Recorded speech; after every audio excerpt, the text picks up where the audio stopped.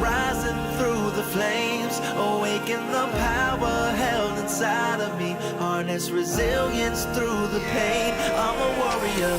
Self-bio, sleep on checkmate. Are you kidding? Michael to the rescue. The blade comes out and he shuts it all down in one fell swoop. Absolutely stomping. Oh, what is that? Haven't even got to the bridge. Backbone.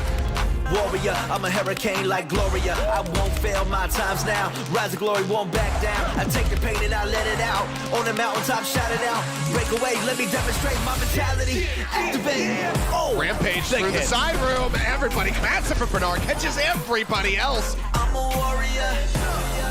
Gonna look to make it happen, and there it is. Proper. Cannot be stopped. On the mountaintop, shout it out. Break away, let me demonstrate my mentality. Activate. The Summer Showdown's in full swing, and we're here with day number 2 of the Eastern region. My name is Trid. I'm joined by Avril to bring you 2 first of 3 matches here to decide who is going home and sending one team over to the grand finals tomorrow. Get to the business side now. We've kind of been at the business side for some time now. It's been 4 of our top teams here in the tournament stage. Now the Summer Showdown, our 3rd tournament of the entire year, and our final one actually before playoffs. So this is the final opportunity for our teams to kind of get a title in before we actually go to what is going to be the end of the entire season upcoming. So for teams like Fusion that missed out a little bit earlier in Kickoff Clash, Shanghai as well that haven't had a title yet so far, everything is still online to play for. Seoul, their 2nd title. Guangzhou, this is their 1st tournament showing in what has been 2 years, so they're in the running as well. Let's get you up to speed with the state of the tournament so far. Like I said, we've already had a day of action. Let's pull up that bracket and see how things stand. Shanghai Dragons and Seoul Dynasty, that's going to be our 2nd game of the day, Avril, and they're all positioned in that effectively upper bracket final, if you will. And then when we look in the losers bracket, the Charge are going up against the Fusion after losing their matches yesterday to the aforementioned teams. That's going to be our first matchup of the day. One team's going home, one team is going to get a 2nd chance in the tournament. Absolutely, and I think, in some ways the bracket has gone exactly the way you would expect. The top 2 seeds, number 1 and 2, Fusion Dragons and Dynasty, have moved through to the upper bracket final. Dynasty, though, not without a bit of turmoil in their particular game. Guangzhou, though, couldn't quite touch up on the Dragons, and now they'll be facing the Philadelphia Fusion in that lower bracket. Loser goes home, winner moves forward to the next loser bracket game, the losers bracket final, and the winner of that will end up going towards the grand final. The Philadelphia Fusion, their roster up first. Saw this team in action yesterday after, what was a pretty poor start, going 0-2 down versus Seoul. They made a pretty strong comeback. I mean, they kind of got this reverse sweep dream going. 3rd map, 4th map, both going their way, forcing a tiebreaker map number 5.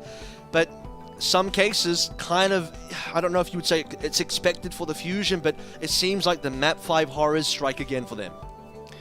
Yeah, 5-map Philly. They're always out here struggling on the map 5, but let's take a look at the roster for today. MN3, Zest, Fury, Aim God, and Fixer.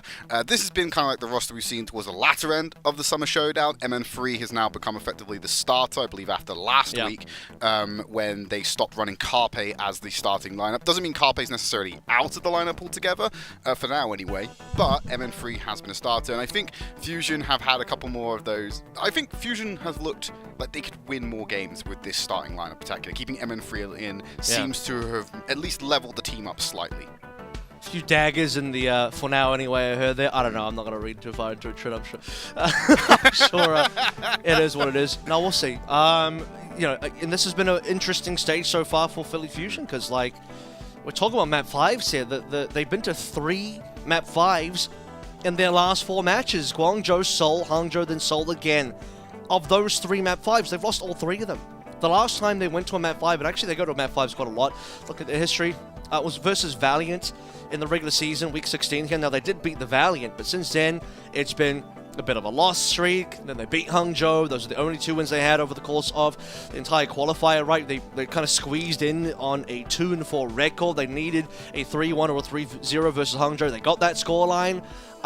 They're here in the tournament, but it's one of those situations where they get so painstakingly close 2 times now to beating their adversaries in Seoul, but just kind of falling short. If they want to win this tournament, if Philly finally want to lift a trophy and be an organization that after 5 years gets that podium win, that #1 spot victory, they got to beat teams like the Seoul Dynasty. But for now, they got to get past the Guangzhou Charge first.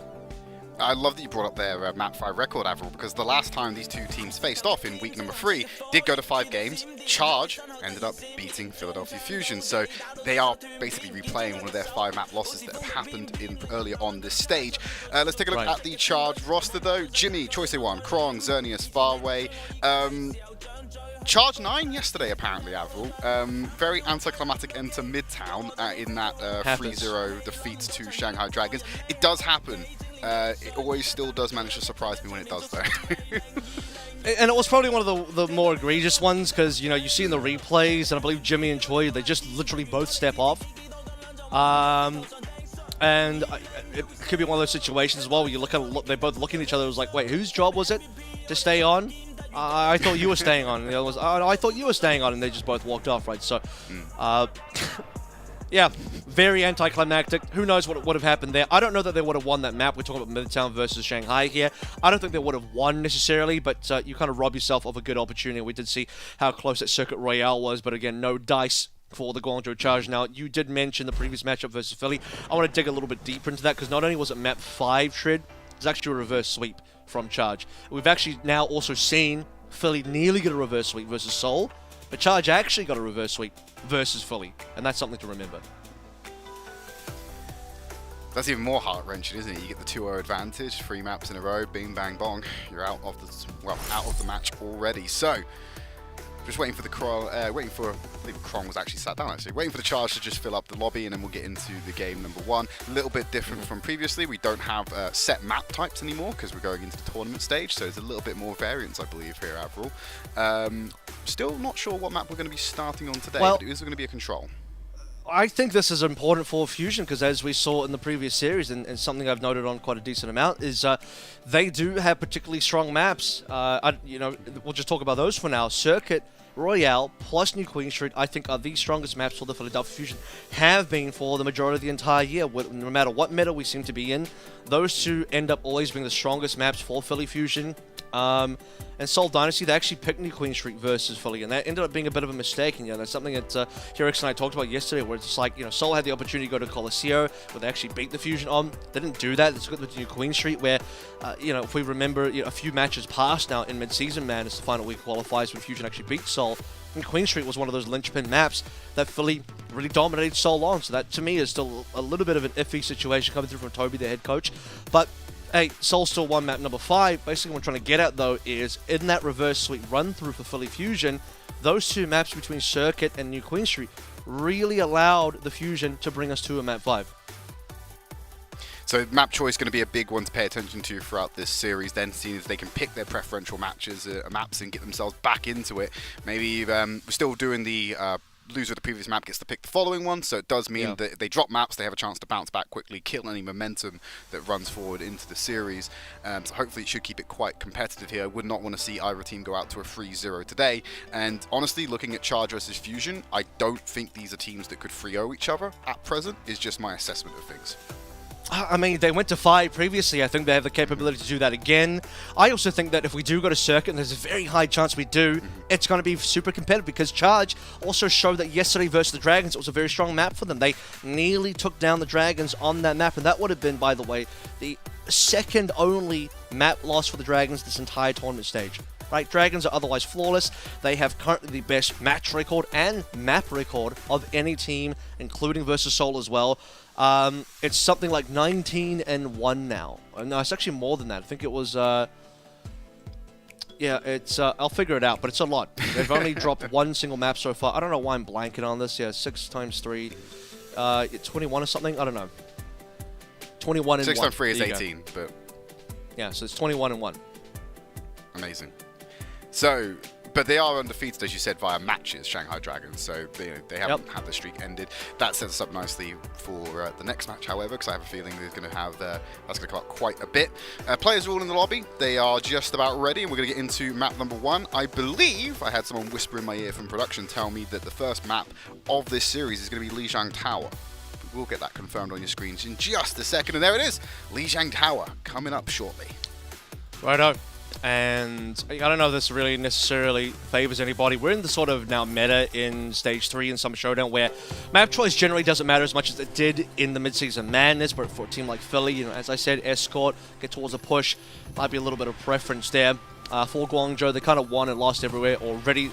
A great matchup I think we need to focus on here. It's a couple ones actually. It's definitely in the DPS line. I think there's no real surprises there. Jimmy has been a very important member of the Charge so far in their campaign through this third stage, and also the return of Jimmy into the Overwatch League. Right, he's kind of led the team via that Sojourn quite comfortably. He even had a great match and showing versus Lip yesterday. No, Lip still mostly had the better of Jimmy, but then you got the circuit. Jimmy started to show his chops again, kind of put Lip into the ground a couple of times. That's going to be important. He needs to do that versus MN3, who also currently looks to be on fire on the Sojourn.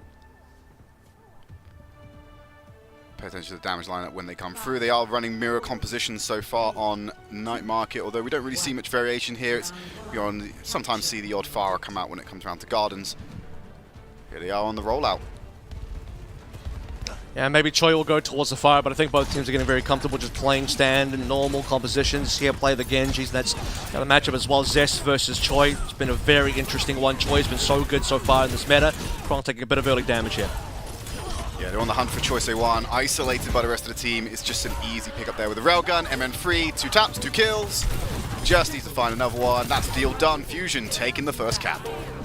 Yep, Choi going down, Krong and the rest to follow from the Charge, and nobody died at all from the Philly Fusion. So 5 alive here as we push on forward. Ultimate's starting to get ahead as well, very importantly for the Fusion. Farway does keep up with his counterparts and is actually ahead of Aim God by a reasonable margin, so that will be something that Charge can use when push comes to shove, but Fusion with an early cap, they'll be comfortable for now. They'll hold the line here, 100 Charge. Oh, what a shot onto Choi. Yep, Second time in a row they've gone down early. So we got to see out of him in 3. That's why Sky is really hot on the trigger finger so far. Jimmy caught on the side there. No way to exit. It's going to be a late death as well. That really hurts the Charge.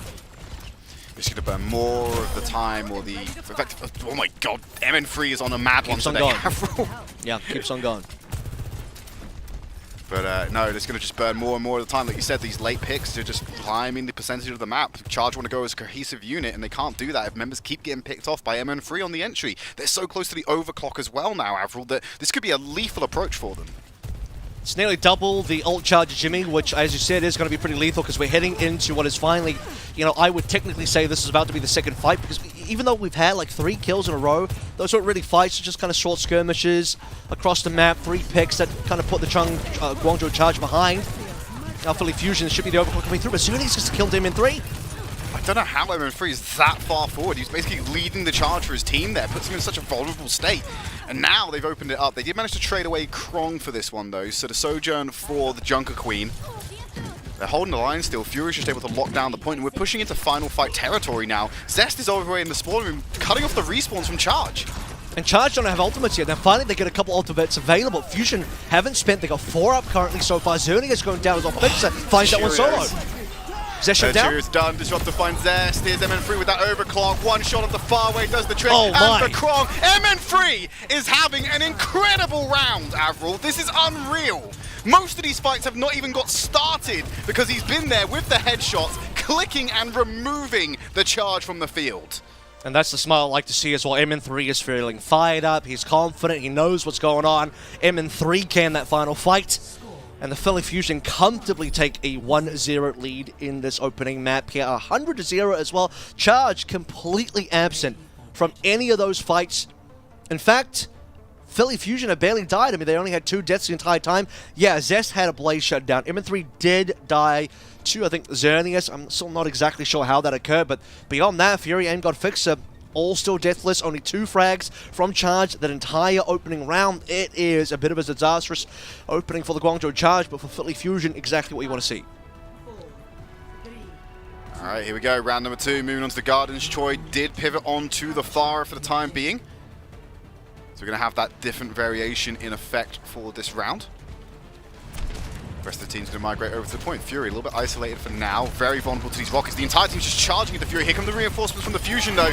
They're collapsing, but it's too late to save them. And the isolated Fury going down early, and this is Charge clapping back on round number 2. Coming through with a variation, Choi Se-hwan on towards the fire. We kind of did allude to maybe this being a possibility for the Charge to flex onto. I said maybe Choi wouldn't do it because the Genji has been really good, but at the same time, you did get clapped on an opening round. Maybe a bit of a risk is required here. Now a risk does pay off for the Guangzhou Charge. Fusion though, see how they bounce back into this one. So you still have at least AimGod getting away with his life, so not a complete team wipe coming through from the Guangzhou Charge. Just now moving over towards the Echo, predictably to try and counter Choi.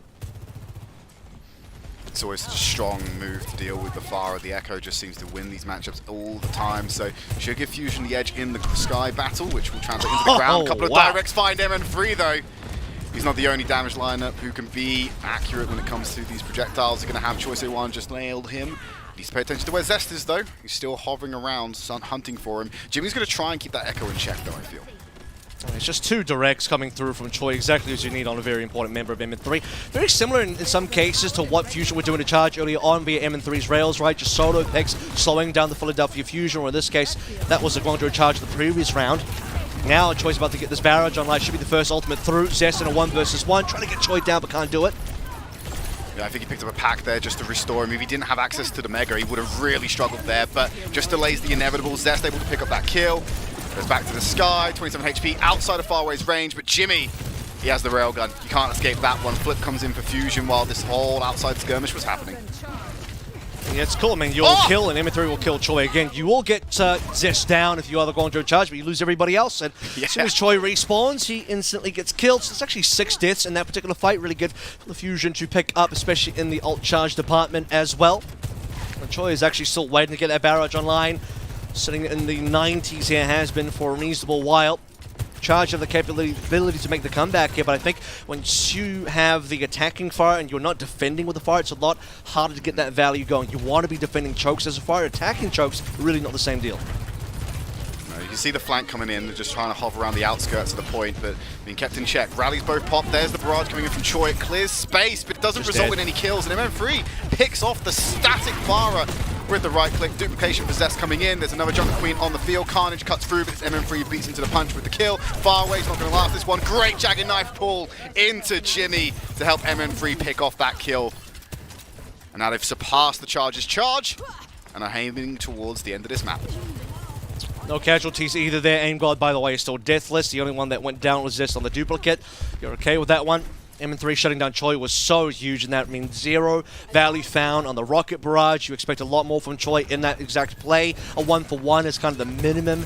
Guangzhou Charge now back over towards the Genji. MN3 on the rails for the overclock. Charge is just trying to scatter. Say the only option is to scatter, Avril. You can't like hide in the sightlines. They're too long on that bridge coming from White Room that you're just so vulnerable to MN3 picking you off. You know he's on fire today. Why chance it? Here's Jimmy's chance. There's the chance coming in with the overclock. Waits for it to expire, finds it onto MN3, turns his attention around to Zest. Unable to find a connection here. Krong having to clean it up as Jimmy skirts away to safety. Thankfully, Charge managed to clear out the Fusion at 99%. They'll get the flip. Now, they have the Rampage and a beat to cut through, but I think Charge have options to stop that. Charge have a long way to go, though. I mean, there's still 33, 36% to go through once we get to the 100% mark, 99% mark, and okay, they have pretty even ultimates, right? It's Rampage and Sound Barrier on both sides. I'm looking towards both AimGod and Farway, getting these rallies into that next fight also. First Rampage, super important here. Expecting the Sound Barriers to come through immediately when the Rampages get popped. Rampage just finding 4. That's big from Krong. Beat comes out and answer. Fury still holding on to theirs. They're going to answer it, but I think they got killed before they were able to apply to anyone. You're going to have to do it without Zest. Still making this work despite being caught on the back foot. Krong needs to get out of here. Mega. Flip comes in. Someone's got to touch. Xerneas is there to trigger overtime, keep it alive. They're keeping Krong away from the fight. There's no support for him. Takedown from Zest. And now the backline's arriving too late. Xerneas gets in just by the skin of a whisker. As Choi Se-hwan will then jump back onto the point as well to keep the overtime alive, try and buy time for Krong to get back into the fight, but they're playing at a numbers disadvantage, especially when Jimmy gets taken out as well. They just don't have a tag. Blade coming out from Choi. AimGod Moving over to Fury, turns attention to MN3, gets the cut through as well. Joy might be putting the team on his back here to keep him alive. This is the longest overtime we've seen in a while. Zest comes out with the counterplay to 5-2. And he gets delayed, back away from Farway. There's a wrecking ball from Krong, which isn't efficient, but it will keep things alive for the charge. As Farway forced back into White, picks up the mini, double supports, taking down one. And here's Pixar to find Farway. They move back to the point. They're going to claim their own 99% Avril. They got the flip in the chaos there. They still have missing members, so they have Ball, they have Soldier, they have Trace. It's not the ideal composition to be playing through, but it's one that they have to just try and touch Aimgod in the backline. Oh, Here, no! Choice of one, booped off even. With Krong being anti, that might just be quick charge out of this fight. They just don't have the plays alive. Well, they got the flip back. Nice little delay to stop Farway going across just the bridge Xerneas. with the shield bash. Xerneas is surely going to go down here. He can't stay up. Overtime ticks down. Fusion will finally claim map 1 after a very elongated overtime. Yeah, and I think that was 4 Fusions taking as well, just a little bit of, like you sort of said, elongated time to get the win for Fusion Charge. They came back on stall heroes. We saw the Ball, we saw the Tracer, we saw the Soldier. That's only going to go so far in terms of trying to win this fight. Philly Fusion still have the standard composition. They didn't change anything. They had Aimgod come back on the Ana. That's one thing, but you still very importantly have Fury on that specific Junker Queen, right? Krong dying in that final engagement was, 2 versus 3. Unfortunately, Krong's too low HP. He goes for the Mega Pack, but as the point flips over, Xerneas has to go for the touch. Those 2 members in the 2v3 get split up. Krong gets taken down. Xerneas is solo. Charge don't have a tank. They can't contest properly. They come back with the Ball, and you just can't win a fight with that sort of composition back in Fusion. They whittle down the Charge, and they eventually get the win, but they put themselves in the winning position first, survive against Choice Blade, get Zest Blade out, and Zest Blade does the job. All right, it's Charge's map pick. Moving into the second map of the series, we're going to go to a quick break. When we come back, we'll see what they have for you when you return.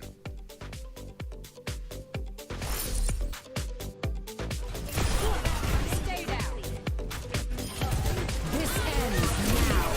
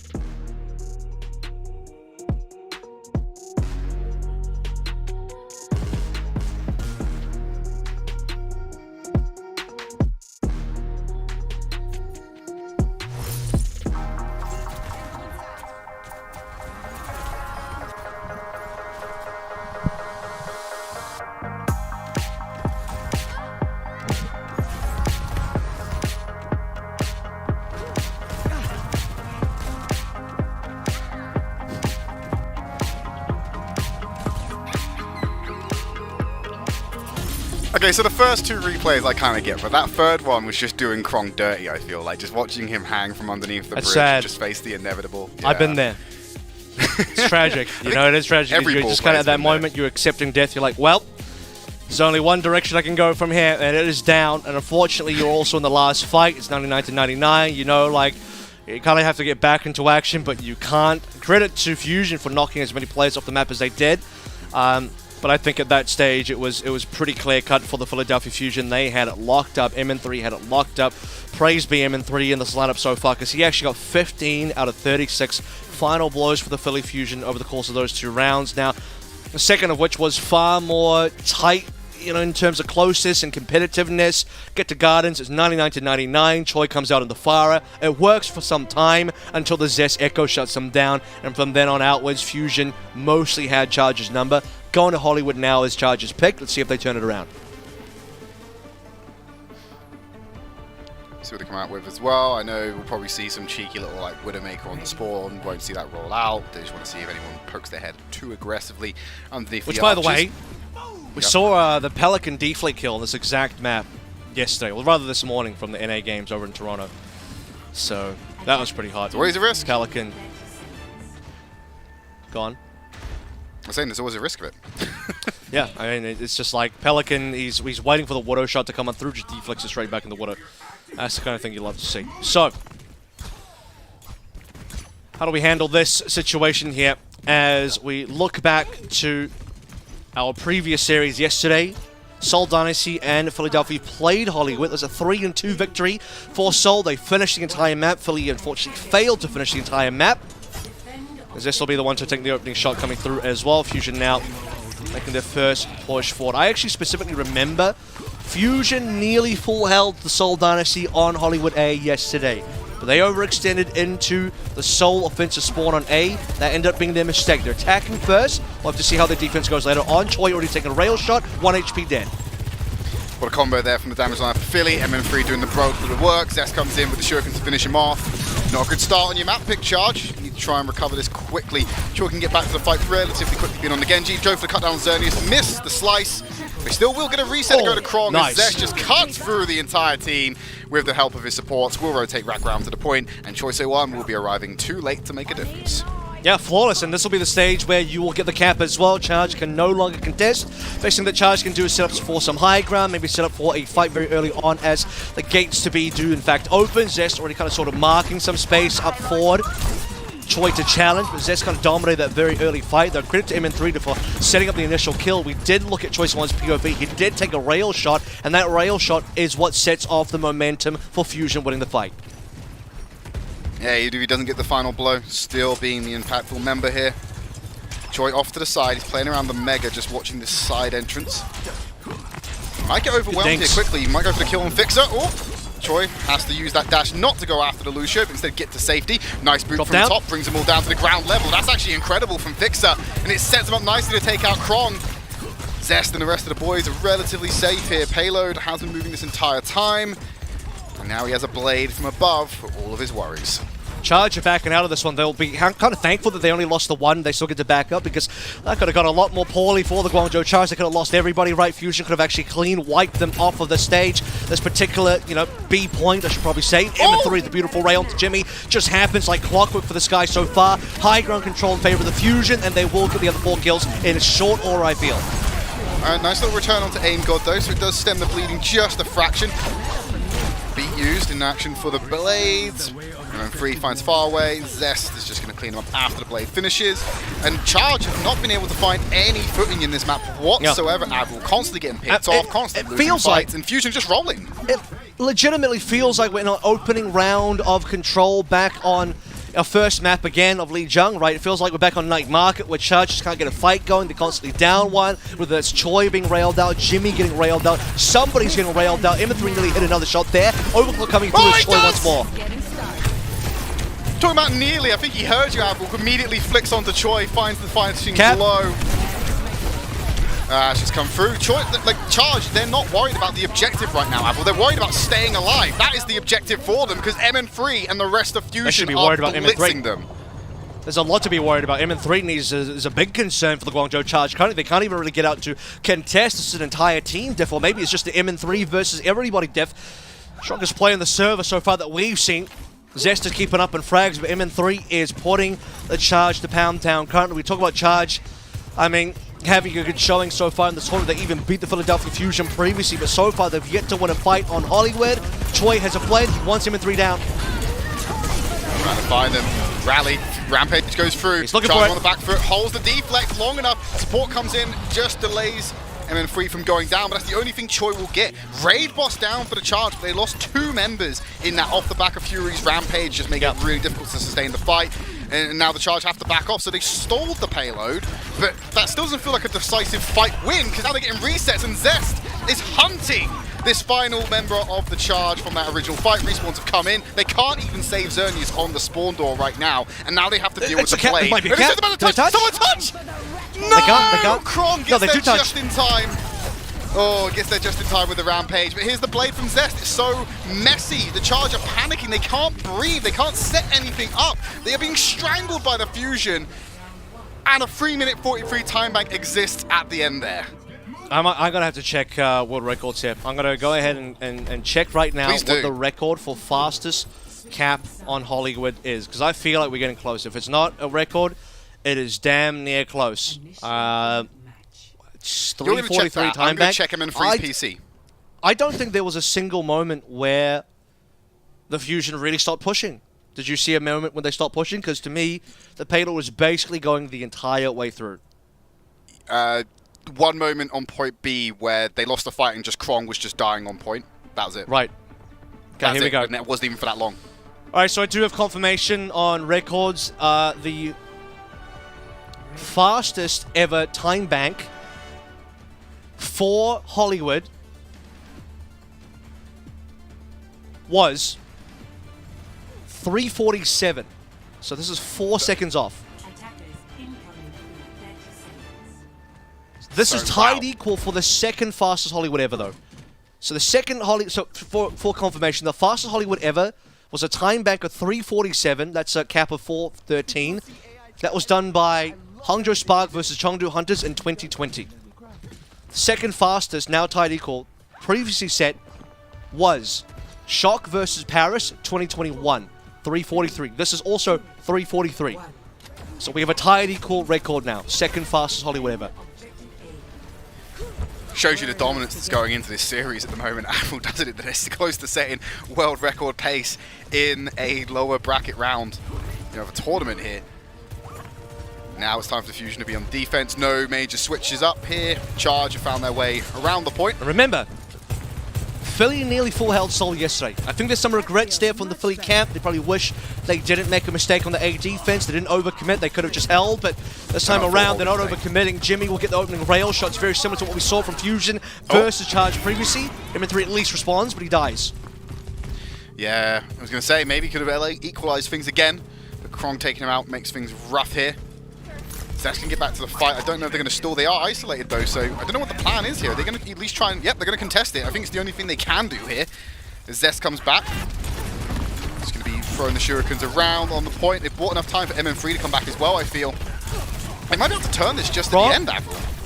Krong is in a lot of danger currently. Oh, Choi down first, though. Far away to follow next, maybe. Fusion have yet to drop a member. No, they've got it. They've actually managed to come back here on the cusp, Avril. Jimmy doing his best MN3 impression to take out MN3. But no, they're just going to catch all the stragglers on the outside. So looking really shaky for the Fusion. Do we still count it as a full hold? Or they don't allow point A to be captured because they allow progress, though. You know? I mean, I don't know what the definition is anymore. I'm pretty sure from my perspective, a full hold is just like completing any sort of hold on A. I think the old definition was you couldn't allow a tick to come on through, but that obviously doesn't apply to Escort, right? So you have to be kind of weird with the terminology because Escort does count and there's no like ticks in Escort. So for me, a full hold is just defending A entirely with whatever available. But, you know, whatever way you want to define it. In either case, Fusion are on for an A-point defense. Fury, by the way, hasn't died yet. That's actually very important because Fury didn't die. He gets to come back and contest with the team. Now Zest pulls Blade. Rally for the Blade. Zest still finds it. Ends the armor early. Beat comes out from Xerneas. Support ultimates on the line side of Fusion is still available as Fixer drops the beat, but they still have the rally. And it's going to cut through. They're now going to get the overclock, potentially the Rampage online, but it's going to be a rough battle for the Charge going up against that rally from AimGod. They still managed to hold on to that in that previous conflict. By the way, it took me a long time to realize the joke trade, but I just realized that Philly, of course, they got the second fastest time in Hollywood, not the first. Philly, not known for first, you know, they're very well known for second. We understand that. All the way back to the first grand finals. Unfortunate. Very unfortunate for them. So we'll see if they can get a first here, first point hold. Otherwise, we're going to go to the second. Jimmy on to MN3 again. That's what you need. Makes it so much harder when he finds those shots. Takes one player out. Test in his face. Nice flick there. Both the damage dealers from Philadelphia Fusion have been removed. Choice One pulls the blade out here, so they're making this pretty expensive for the Charge, but they want to seal the deal and get onto the escort section of the map. Clearing out the stragglers, no more contestation. We're now going to get the payload in motion. Jimmy Overwatch. This is what Jimmy Overwatch does, right? You can't count him out of this game. He will pull through and give the Charge the tools they need to push on forward. You take down the raid boss duo of MN3 and Zest. Now, the Philadelphia Fusion onto a B-point defense, but Charge still don't obviously have a lot of time. Compared to the 343 time bank, Nope. Charge are not going to match that. They are going to have to just finish with anything they can and hope for the best in the time bank period of this map. If we do get that, Fury has now finally died. That's Fury's first death so far. In that previous fight of this entire map, both attack and defense combined. He will have the Rampage available. M3 has overclock as well. Jimmy's already used the overclock in the final fight with the previous fight of A. So M3 will be the first to pop here. Just holding Charge at bay for now. He's waiting for that shot, the opportunity to just get a freebie with the railgun, then he'll probably go for the overclock unless he's pushed into it. Here you go, overclock. Zest goes down for the Jagged Blade just in time. Needs to find a pick here to equalize things. Choi has the deflect. The melee from AimGod will find the kill. Rampage cuts through. Everybody dodge, caught. not fast enough. 4 members. And the Charge counterattack is huge. You can hide in the corner, but Krong is going to find you all the same.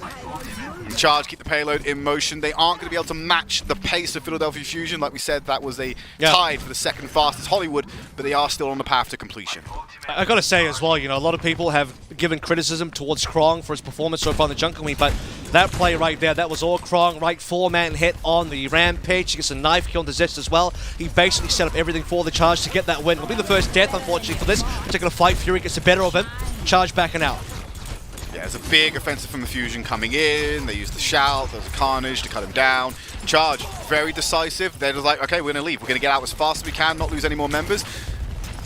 Play it safe. They have 2 support ultimates to attack back with. Philadelphia Fusion, they have a blade and their own Rampage because Fury was unable to execute it in the previous fight. Still have defensive options. 1 minute 20 left on the clock. They're going to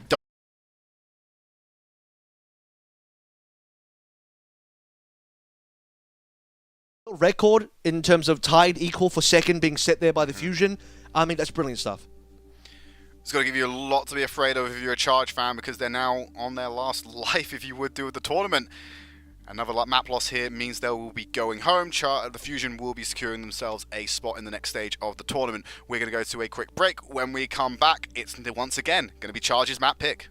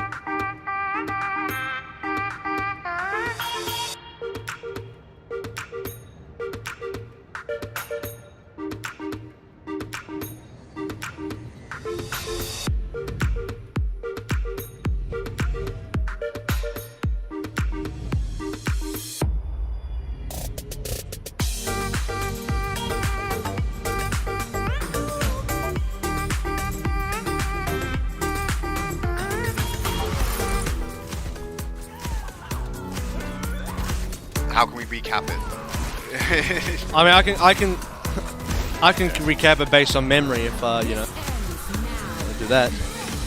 Cool. It looks like we got PGM back now anyway. Like, someone's fixed it. Yes, I see now.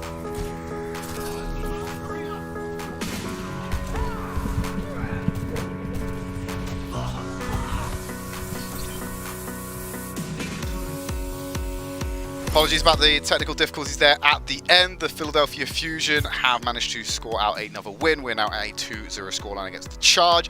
Charge, unfortunately, were unable to cap point B. Avril, how good's your memory? Do you reckon you can give people the lowdown on what they missed? Yeah, I think we'll take a look at that through replays anyway, but essentially, you know, there was, what, 51 seconds remaining. Charge trying to come through for a final engagement. I'm actually, now, you know what, now that I'm being put on the spot, I'm trying to remember which exact ultimates are being used. I know it came down to a 3v3. I'm trying to remember how we got to the 3v3, but essentially the 3v3 looks like, I believe it's 1 DPS with Fury and 1 support alive. I think it might have been Aim God for the Fusion, and then for the Charge, it was Xerneas and Faraway Dead. So it was the 2 DPS plus Krong alive. I think Jimmy was actually coming back from spawn as well, and Jimmy was first death to probably MN3, somebody like that. He was coming back from spawn, so it was actually 2v3 for a while. Jimmy comes in with Overclock, as I think it was Krong that was dying, and then Jimmy takes a bunch of damage, tries to get a little bit aggressive with the Overclock. He actually gets 1 kill in the Overclock, which is nice, but it's not enough to save the day for the Charge. They just don't have the healers right. When you have a 3v3, the team that has at least the 1 support alive, it has, in my opinion, a pretty big advantage just through the healing alone. When there's 0 healing available for the Charge in that last 3v3, it's just not going to work out for you. So, yeah, they couldn't clutch up. I think the respawns were favored for Fusion anyway. Given that we're at the end of B, that's close to the Fusion respawns, much further away for the side of the Guangzhou Charge. It was very difficult for Charge to get much more done there. That has been your Avril recap. We'll now cut back to our regularly scheduled programming of map number 3. It's going to be match point for the Philadelphia Fusion. Charge have selected Circuit Royale, Avril. Now, This is another map that you said that Fusion tend to be quite good at as well, correct? But Charge are good as well. This is the thing. It's like I sort of mentioned in the pre-show that Circuit was going to be a very important map here because both teams favor it. This was the best map for Charge in the series versus Shanghai yesterday. I mean, it was the one where it honestly looked like Charge could have beaten Shanghai, and that would have been the 2nd ever map loss for the Shanghai Dragons this entire 3rd tournament stage. So it would have been a big deal if Charge won. They didn't quite get there. We actually went into a full time bank as well. You know, I got confidence that this could go some distance here. Fusion looked amazing on this map yesterday, but Charge also looked really damn good. What do you call this piece? I actually have no idea, because I don't think it's a piece. I think it's more for performance art, Avril, the music. Fusion, you know what, just call this performance art, yeah, it's called this song Fusionable. Fusionable? Yeah, Fusionable, sounds... the song. The theme song. I'm drowning it out, just like I drown out their fan base. It's great. Wow. I respect that. That's the kind of fire that I like to push out sometimes. It's the only way I can. It's the only way I can survive online, Avril. It just needs to. Some things you just have to block out, you know. That's what BP does as well. So here we go. MN3 Ash. Obviously, we do see the Ash at the start to break out of the spawn hold. Not much of a spawn hold there.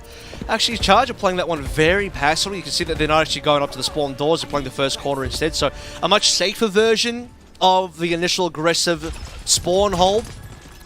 It does allow Philly Fusion to say, okay, well, they're not at our spawn doors. Let's swap off of the Ash, go back towards the Soldier. That's the standard play here. Choi taking a big shot. Yeah, he's able to weather the storm, though, on that back corner. Fusion of claims base. Zest now having to take cover after getting dinged, no doubt, from a Jimmy Railgun. Hashtag Jimmy Railgun. I'm pretty sure there's another hashtag that's associated with Jimmy that's not Jimmy Railgun. We'll leave that one for the after hours broadcast. And now, I say that, and this broadcast, depending on where you live, is happening pretty late at night. But yeah, well, after hours then. You know, so far after hours, the sun is rising again. Krong now taking a lot of damage, but it's actually MN3 down. Oh, sorry, MN3 I didn't Jimmy. even see Jimmy. I thought MN3 was aiming for Krong, he just finds Jimmy at the back. Takes him out there with the railgun shot. Zest should be able to deal with Choi here. I think he's just going to try and milk some ult charge. Knows he's probably going to die in this instance. But that's a very fast point A capture. Could it be a cap? Fusion here. I think we actually have to see because, well, Xernex is coming back now. They can speed boost into play here. They have to get there quickly, but nope. MN3 once again controls the pacing of the game. We thought they could have been a bit of a final contest. MN3 says no, and now Charge have to be wary about getting out alive. They have 4 members up, but they can't look forward to lose anybody else. So they're spawning out of the point B defense door, but now they've like kind of, well, they're basically now already playing like they're defending C. They're so Look at far the ults, pushed by the way. back, Avril. Yes, that's pretty. I think that's pretty standard for Circuit Royale as well. When you have one team winning A as handedly as the Philly Fusion did, you kind of just push the Charge back into spawn. MN3 has the overclock available. Jimmy certainly halfway there. At least the sound barrier is coming through for the Charge. Zest is well out of the blade, so they went so hard to try and shut down MN3's overclock that they forgot about Zest, and Krong will pay the price for his ignorance. Going down here, Rally popped in that engagement as well. Choice 1 now has a blade to use. Fixer has the beat, that should be a good counter. Does mean that Fusion will have an overlap with the Rally if in any of these follow-up engagements. Payload has just been wistfully just being escorted by Fixer, I believe, up to the point. Yeah, it's been a 4v5 the entire way through as well, because Fusion have been solo pushing with 1 member. Now it's going to be a proper 5v5 with ultimates committed. Choices that we did. That's the only ultimate for Charge gone. This is going to be a disaster for the Charge, Avril. Their big bite, their big gun, it's just been gone. It just costs Fixer's beat, and like I said, we still have that Rally overlap for the next engagement. And Choi is just going to be attacks at the end as well. This is not looking good. Charge, they're all over the place. I tell you what, Guangzhou Charge did reverse sweep the Philadelphia Fusion in the regular season game of Week 17, but you know, that Watchpoint Gibraltar was a good look for the Charge when they got that reverse sweep done. Here it's just unfortunate look so far. It's looking like another speed run. Fusion have been unimpeded. There was a minor slowdown on A, but not really. You know, A was still very smooth for the Fusion. B was a complete free push there. Not a single fight won from the Charge. They couldn't even get their ultimates into play for the most part. Now they need to get that done. Choi with the blade. That Rally, but they've already found MN3. Fury has a Rampage online if they want to use it. Going to try and cut through to reset the fight. Xerneas the only one found. Jimmy with the railgun slides back to safety. We've lost 2 members right now. Fusion still have the man advantage, and Jimmy's ult is about to expire. Jimmy Doesn't want to lose his life. Will be able to slide back, but they're just chasing him down. He's boxed in a corner. Reinforcements coming out the spawn, but they can't keep him alive. The Carnage finds him at the end from Fury. And now Zest has their blade, but no HP to safely pull it out. We'll have to retreat for safety. We'll have that big tool for the next engagement. The payload's been moving the whole time, so despite losing members, the payload is moving up. Charge will get another kill here. That will finally reach the Philly Fusion. By the way, that Fixer death to Choice 1 is the second only final blow that has occurred against the Fusion. The other one was on MN3, so Choi has got the only 2 kills from the Charge the entire way through. Actually, I like Krong is one as well, so 3, but Choi's got 2 out of the 3. Alright, Krong's Rampage finds 2, Fixer and Fury rally from far away as well. Seems expensive. Zest pulls out the blade. Cleave damage hits through Krong and Farway.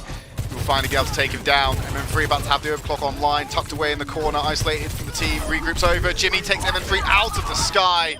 Love the quick POV change from the observers there. Charge still should be able to get this fight underway. I mean, they have the health bar advantage. Farway looking pretty low here.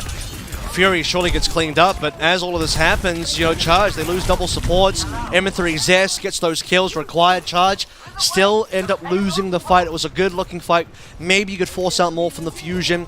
You've at least slowed down the push. The payload's barely slid backwards. This is still very contentious for the Charge. They haven't been able to do enough. They haven't won hard enough. It's going to be rough. MN3 can pop the overclock here. Just go to town. He can play really far back and still have effect on the map. He's going to slide forward though, over the top. Beat comes out from Xerneas.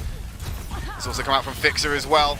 Aimgod's already used that rally. Krong's been taken out. MN3 finds Jimmy. That's 3 members down for the Charge. How are they going to defend this? They are not. 2:26 on the clock for Circuit Royale. We talked about the last time these 2 teams played each other, Admiral. You mentioned it earlier. The reverse sweep is how Charge are able to get away with this one, but Charge don't look in control in any sense of the word in this series. They've just been absolutely dominated at every step. If they're going to reverse sweep, they have to just have one hell of a push here and start rebuilding their confidence, because it's in pieces on the floor of their offices right now. Yeah, 100%. And, you know, to sort of harken back to what happened on Gibraltar in the regular season game where, in fact, Guangzhou did reverse sweep the Philadelphia Fusion, Guangzhou prevented Fusion from capping C of Gibraltar. Guangzhou themselves finished Gibraltar. They did not allow Fusion to finish Gibraltar. Here, Fusion's already got a full cap on Circuit. They finished the map already. And, you know, we've talked plenty about the various strengths of different teams on this particular map. I don't fault the Charge for coming here. I think Charge are confident on this map and they want to be playing a map they are good at. It just so happens, unluckily for them, that this is also one of Fusion's best maps. It's just how that cookie crumbles.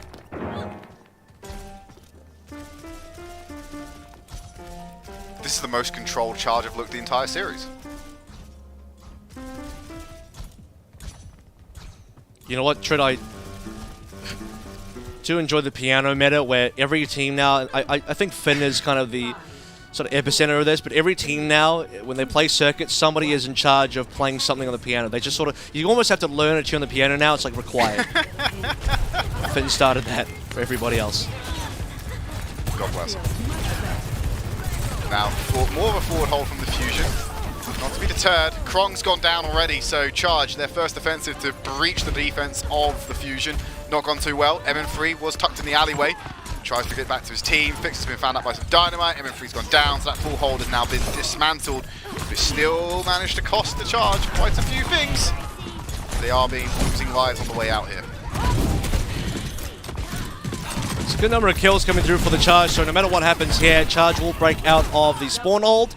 Fusion lose a couple more members. Fury going down last means it's going to take a while for Fusion to get into a position to recontest. They need Fury alive to do that. Jimmy staying on the Ashe. I think that's a very important thing to note here. He actually went back to spawn anyway. Thought about going towards the Sojum, decided against it. We'll stay on the Ashe here as we build towards the Bob, nearly the halfway mark. No one really running away with ultimates. Maybe Aim God actually will get this rally very soon. That's going to be a big boon for the Fusion in the next fight. Lions are just about to jump the Apex in that corner, charging in to the coastal line. Try to isolate Choi. It's hard to do that to a Genji, but they'll regroup the fight. 100 charge for MN3, looking for the shot.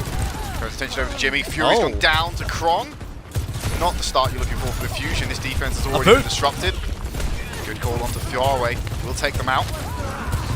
Jimmy finds Fixer, still staying on the Ashe for the time being.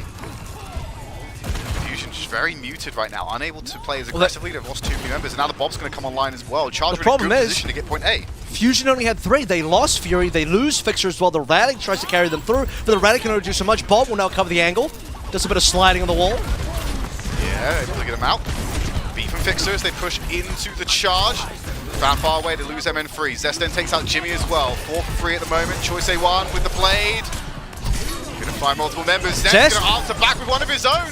He's locked in the corner into Xerneas, can't get into the fight. The beat was deployed as well, so expensive for the Charge. But Zest is buying time here for reinforcements to come in. He's not gone down yet, he surely has to drop soon. What a stall from Zest, as the reinforcements come in, they might be able to turn this around. That was a big play from Zest. The fact that he didn't die now, MN3 gets to pop the overclock. It's far with the Rally as well, 4 versus 4 so far. MN3 desperate for kills. Jimmy's on the Tracer as well, has to use the recall there to stay alive. Tucked down low, incredibly there by MN3. Disruptor shot as well, makes it a little bit difficult to play angles around the payload. Zest has come back to the fight. Xerneas manages to escape. That's incredible. Low recall. I don't think it's actually online for him yet. It might be back now. Charging back now. A hassle. They've actually have to lead this one. Fury only going to find Xerneas with that Rampage. They're going to keep him on this payload for the time being. There's 1 minute remaining. I think Charge can lose a decisive fight and still have one more chance to do it. But Zest putting the team back there. They're reset. This is Charge now, definitely going back to spawn. Look, they don't have the members alive, and how has Fusion done this? It looked like a Charge cap for sure. It looked like they had that dead to rights, and now Fusion going into the Charge spawn. Maybe they've actually overcommitted. Krong gets a big punish on the Rampage. Catches 2. Yeah, this is it. Charge going to be able to claim this one back now, but Admiral, I'm absolutely with you here. Big disbelief that Fusion were able to pull that one off. I think they've sent over. Xerneas to go and touch it. I think they're fine. Yeah, they've just walked over the line here while the rest of the team's forward. But no, that was Zest. That was the power of Zest staying alive, timing the deflect, able to play around the payload enough, put enough deterrence against the Charge to stop them from just being able to cap. And then you saw the reinforcements descend from the heavens, and Fusion just reconvene as a 5-man unit, able to take down Charge. True, that was a 1v2 as well. Zest in a 1v2 stayed alive for so long. Allowed the recontest. Still though, Fusion off the back of that, they will be overstepping. They do push into spawn. They do overstay their welcome, and Krong will get the necessary punish. So Charge with a bit of a roundabout final push there do get the cap on A, so the goal has still been met. They are pushing through now. 3 ultimates available. Jimmy on the Tracer, as mentioned. We'll look for the pulse bomb now. Zest Blade, B comes out, Farway still has the rally if they need it. Then answer back to deal with Choi's Blade as well, so identical ultimates used so far. Here's the rally from Farway as well, it's going to make it difficult. Pulse Bomb stick in there, Choi's found 2 kills. Payload's actually pretty close as well. Just not looking good for Fusion to hold this defense. Zest, the person who usually lasts the longest, goes for the Hail Mary stalls. They're off the field as well. MN3 will get a staggered kill onto them as well. Payload's going to walk in, point C unlocked for Charge. So that reverse sweep, Avril, is still on the cards for the Charge if they can complete this map, but they're going to have to do it again because of Fusion. Well, that's the thing, is like Fusion give and take here. They giveth and taketh away in the sense that they nearly full held the Charge on A, but then they have now lost enough fights and given enough momentum over towards the Charge that we are in a situation where Charge are on C and Jimmy got Valley on the Tracer. He swaps back over to something more comfortable like the Ash. We're pushing on C. He's already halfway towards his Bob, by the way. MN3 on the overclock. Yeah, it's a nice takedown there. Zest finding Choi over the top for Jimmy. From far away, the shield will delay that kill. Kronk can be a prime target. Turns attention to the Xerneas. Wants to go for a snipe. Finds it at the end. So that easy. Far away, MN3. Oh god, just showing us how dominant he can really be. They've locked Charge in the spawn. 2 minutes 20 left to go. Yep. Another MN3K, now a Fusion spawn camp. We talk about Fusion wanting to get aggressive on A. They'll be able to do that now on C. This is, from what I've been told by pros, the most egregiously powerful spawn camp that currently exists in Overwatch 2. Process of enacting it. Carnage, not going to be enough. Stabbing Kronk. Fury needs some healing. His team's there for the support. Kronk's living. Fury's living, rather.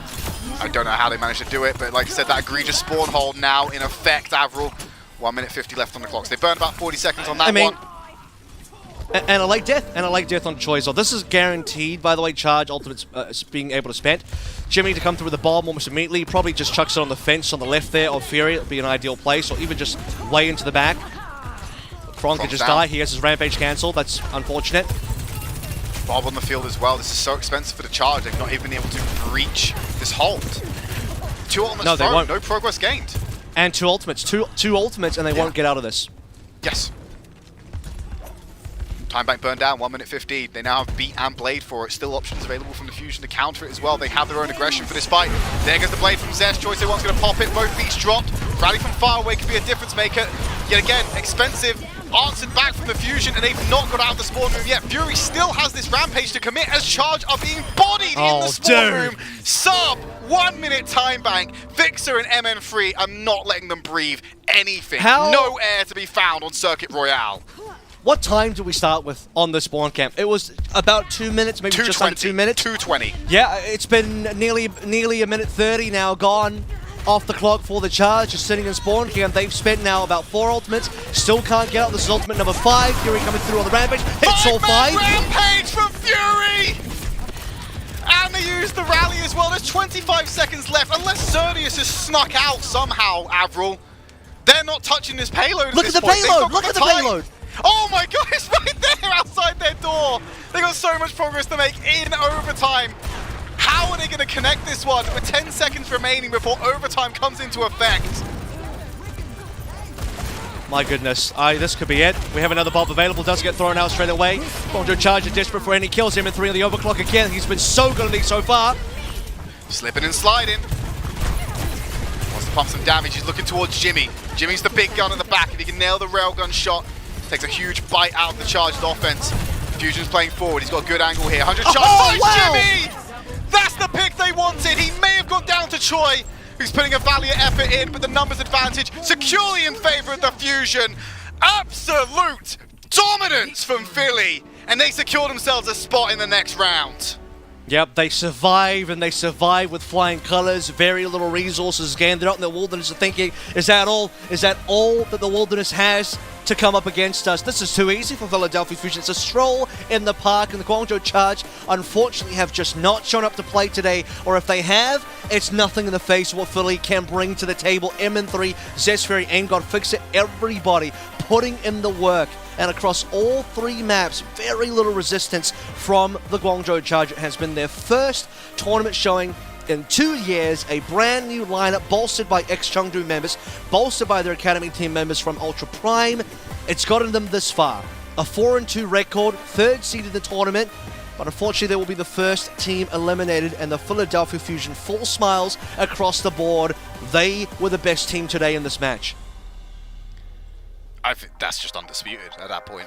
You know, even from that first round, watching MN3 do a takeover of Night Market on Lijiang Tower, you just knew this was going to be a different day for the Fusion, and the momentum kept rolling. And they kept picking up the kills, they kept ending fights before they even started, they had lethal spawn holds coming in, especially at the end, and you know, without a doubt, this is probably the easiest one to call for me, I think. I know you highlighted all the players, but just especially earlier on in the series, Apple, MN3 just took control of the series. He's going to be your player of the match. I'll give you MN3 guesses to guess this one, but honestly, from start to finish, like you said, there was one man on my mind, and it is, you know, one of the most hyped up rookies that we've had coming into the Overwatch League. It's not been the greatest stage for the Philadelphia Fusion. MN3 wasn't even playing for the majority of the qualification stage. Once he comes back in, though, once he jumps back on, I mean, you see the power that he brings to the table. You see, like you sort of mentioned, how much of a raid boss MN3 has been, how many fights, how many picks he delivers. I mean, fight after fight after fight, the opening frag from MN3, and this is the crazy part, whether he's on the final blow kill feed or not, he either gets the kill himself, or he sets up the railgun body shot for then Zest to come in through and get that kill, as we saw in Hollywood. So he's a part of the opening frag, he's a part of the opening play, he's just a part of the play no matter what phase of the game we're in. Fantastic. And like you said, Apple, rookie year, by the way. Rookie season for them. They've come in and absolutely had a wonderful performance, particularly today. Secures themselves a spot in that lower bracket final tomorrow. Their opponents are TBD as things stand. But we say goodbye to the Charge. That's the end of their tournament run. They're not able to participate any further in the Summer Showdown, so it just leaves 3 teams remaining: the Philadelphia Fusion, the Shanghai Dragons, and the Seoul Dynasty, 2 of which we're going to be seeing shortly to decide who's getting a spot to the Grand Finals already. Yeah, I think the best match in all of APAC here, number 1 versus number 2 seed. We still have Game Break to come through, Trent, to break down a little bit more of what we just saw and maybe what is to come, but, you know, first match done. All right, well, we're going to take that game break now, Avril. We're going to take a quick break. When we come back, let's break down the series further, and then we got our final match of the day. The Overwatch League is brought to you by Upper Deck, the official trading card of the Overwatch League. And by TeamSpeak, the official voice supplier of the Overwatch League.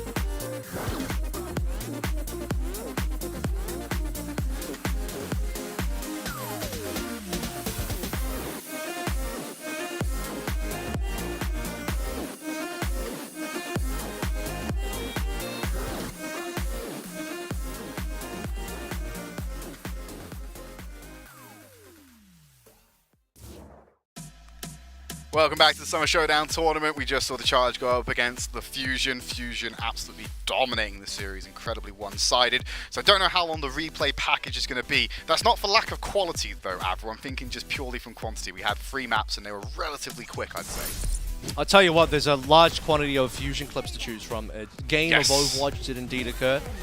And it's an MN3-0 performance here. Just nothing really there from the Charge. I mean, I don't want to be... That's probably not entirely fair because the Charge did win some very convincing fights. We did actually see a Circuit Royale go not quite the distance, but at least getting somewhat deep. We got the C point right, so impressive from the Charge in that sort of situation, given how far behind they looked on our first 2 maps. Hollywood in particular, Tread, I gotta say, definitely felt like the most one-sided to me because we literally set a new record, second tied equal for fastest time ever on Hollywood. Yeah, it's the fact that we had to check that up at any point just because we thought it might have been the fastest shows you how it was going, regardless of what the actual result was. I think we just saw it as well. Cheeky little bit of tech there on the end of Lijiang Tower as well. Zest jumping up and body blocking the stun from far away to stop them from being able to get to the point and then causing them to die. Like, that's pretty cool. To be fair to Farway, that might have been just luck from Zest as well, because I don't know that's like... I don't know that you're expecting him to shield bash you there because you can't really preempt it. So you can jump across. I think he was preempting. I think he was preempting because he's going to have to use the shield bash to get across the gap. That's why I think he knew. Because it was right at the end of overtime. We'll take that. I'll give you that. That's fair enough. So, yeah, it might have just been some clever tech. And anyway, one thing that we can definitely see here, this is SPOV from his 1v2 stall right. And something that I find very interesting that I quite respect Zest for is he doesn't overcommit on the blade. Because you think, you know, when you have the blade out, you're in a 1v2, is it time for the hero play, right? You want to run into the other team and just slash them down, maybe just get both kills. His goal there was to play patiently and be like, you know what, I'm not going to go for the kills, because if I go for the kills, I might actually die, and if I die, the cap goes through.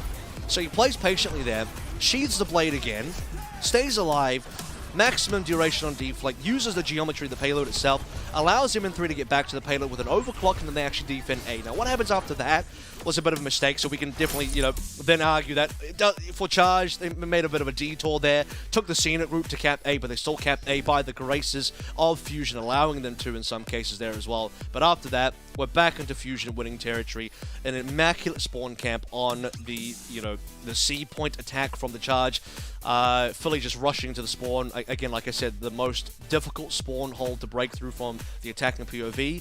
And yeah, Charge couldn't break through.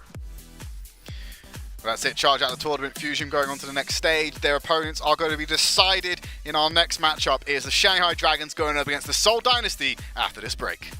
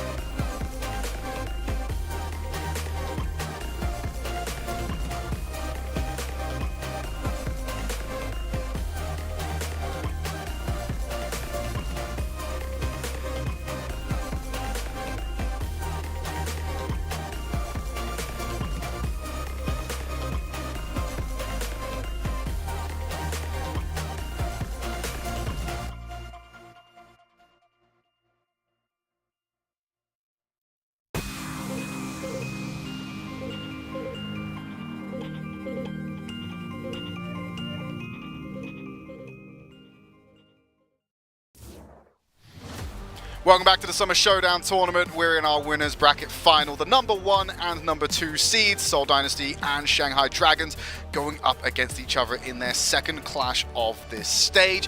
And by most rights, or most people's beliefs, probably going to be their second of third, Avril. Could be, and it's so many games played between these two teams. I have a big question for you, Trid. Do you count Overwatch League preseason towards overall match records?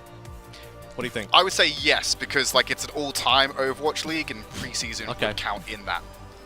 Okay, then by that definition, I will now proclaim that this is El Clasico number 25. It's been 24 matches played between these two teams in the league's history. I've said it many times before, I will say it again. It is the most rivaled story between any two teams in all of Overwatch League. Only two teams have played this many games against each other. No other two teams, in terms of their specific matchup, has gone this distance. And the record currently stands, including preseason, 14 for Shanghai, 10 for Seoul, the most recent win being Shanghai versus Seoul. But Seoul actually did beat Shanghai 2 times this year as well. Now, despite this being a bit of an El Clasico matchup, our last 2 meetings between these two teams have been 3-0 fairs. Previous to that, we've had a lot of map 5s, had a lot of 3-1s in there as well. Let's hope that this one can go beyond a 3-0 this time around. But I will say, Tred, even though we did have a 3-0 last time, it was still fairly competitive from Seoul, the losing side. Let's take a look at that Seoul roster, see what made it so competitive in that 3-0. So he's going to be starting up today for them, I imagine. It's probably going to be what we've seen a lot this stage. There is Stalker, Fitz, Smurf, Prophet, and Vindame to line out the roster. Like I said, it might be the last time we see Prophet on support in this stage if any of the changes come through, so we don't have a Junker Queen meta. We might see Prophet back on damage, who knows? And it's a really interesting thought process as well, because it's like, well, if Prophet goes back on towards DPS as expected for Countdown Cup, what does that mean for the rest of the DPS players? Because currently we're starting with 3 DPS players for the Seoul Dynasty. You have Stalker, Fitz, and Prophet. One of these 3 members is going to unfortunately have to go back to the bench once we head back into a more standard meta where Prophet doesn't have to play in the Brig. As a reminder, Eris is on the roster now as well, transferred from the Houston Outlaws. He's still waiting to play his first game for the Seoul Dynasty, which probably won't be until the Countdown Cup begins. It's going to be rough because I think we're starting to fall in love with this particular lineup here, but we know Prophet has so much to offer, and a lot of that does come through on the DPS side of things. Speaking of which, the Shanghai Dragons have been absolutely dominant from their specific POV of their DPS players. Take a look at their opening lineup here. Very predictable. Run the same 5. They run the entire stage through. No more are we juggling through a bunch of different members. Moon is not just subbing in members in and out, trying to figure out what works. He knows what works. It's this starting 5. They're all like effectively role stars of this meta. Avril, why would you interrupt with this in any capacity? Lip's been fantastic on the Sojourn, who I use the Genji Master. Void has had success on the Junker Queen, and Izayaki and Lijiang have been fantastic on the backline as well. Don't mess with a winning formula. They have not dropped a match in this stage during this meta. They have no reason to change things up now. And they've only dropped 1 map, and that was the Philly Fusion, not to the Seoul Dynasty. Yeah. And to sort of recap the previous matchup, right, what happened in El Clasico number 24, which is the last match that we did play, how did this go? It was Lijiang Tower, Shanghai 3-1, Midtown, Shanghai 2-1, Gibraltar, Shanghai 6-5. So that final map of Gibraltar, very, very competitive, extremely competitive, so much so that Shanghai finished the map twice. So that's something to really think about. And Seoul nearly finished the map twice. So I don't know if we're going to get something like that again. I would love to see a repeat of Watchpoint Gibraltar. But for now, Seoul Dynasty looking for revenge. They still have a little bit to be concerned about, given they had a very close call versus the Fusion yesterday. However, Trid, I got to say, after looking at Fusion's performance today, there's a couple ways to look at that. Either Seoul, you could say, didn't perform great versus the Fusion, or Fusion are actually just insane right now.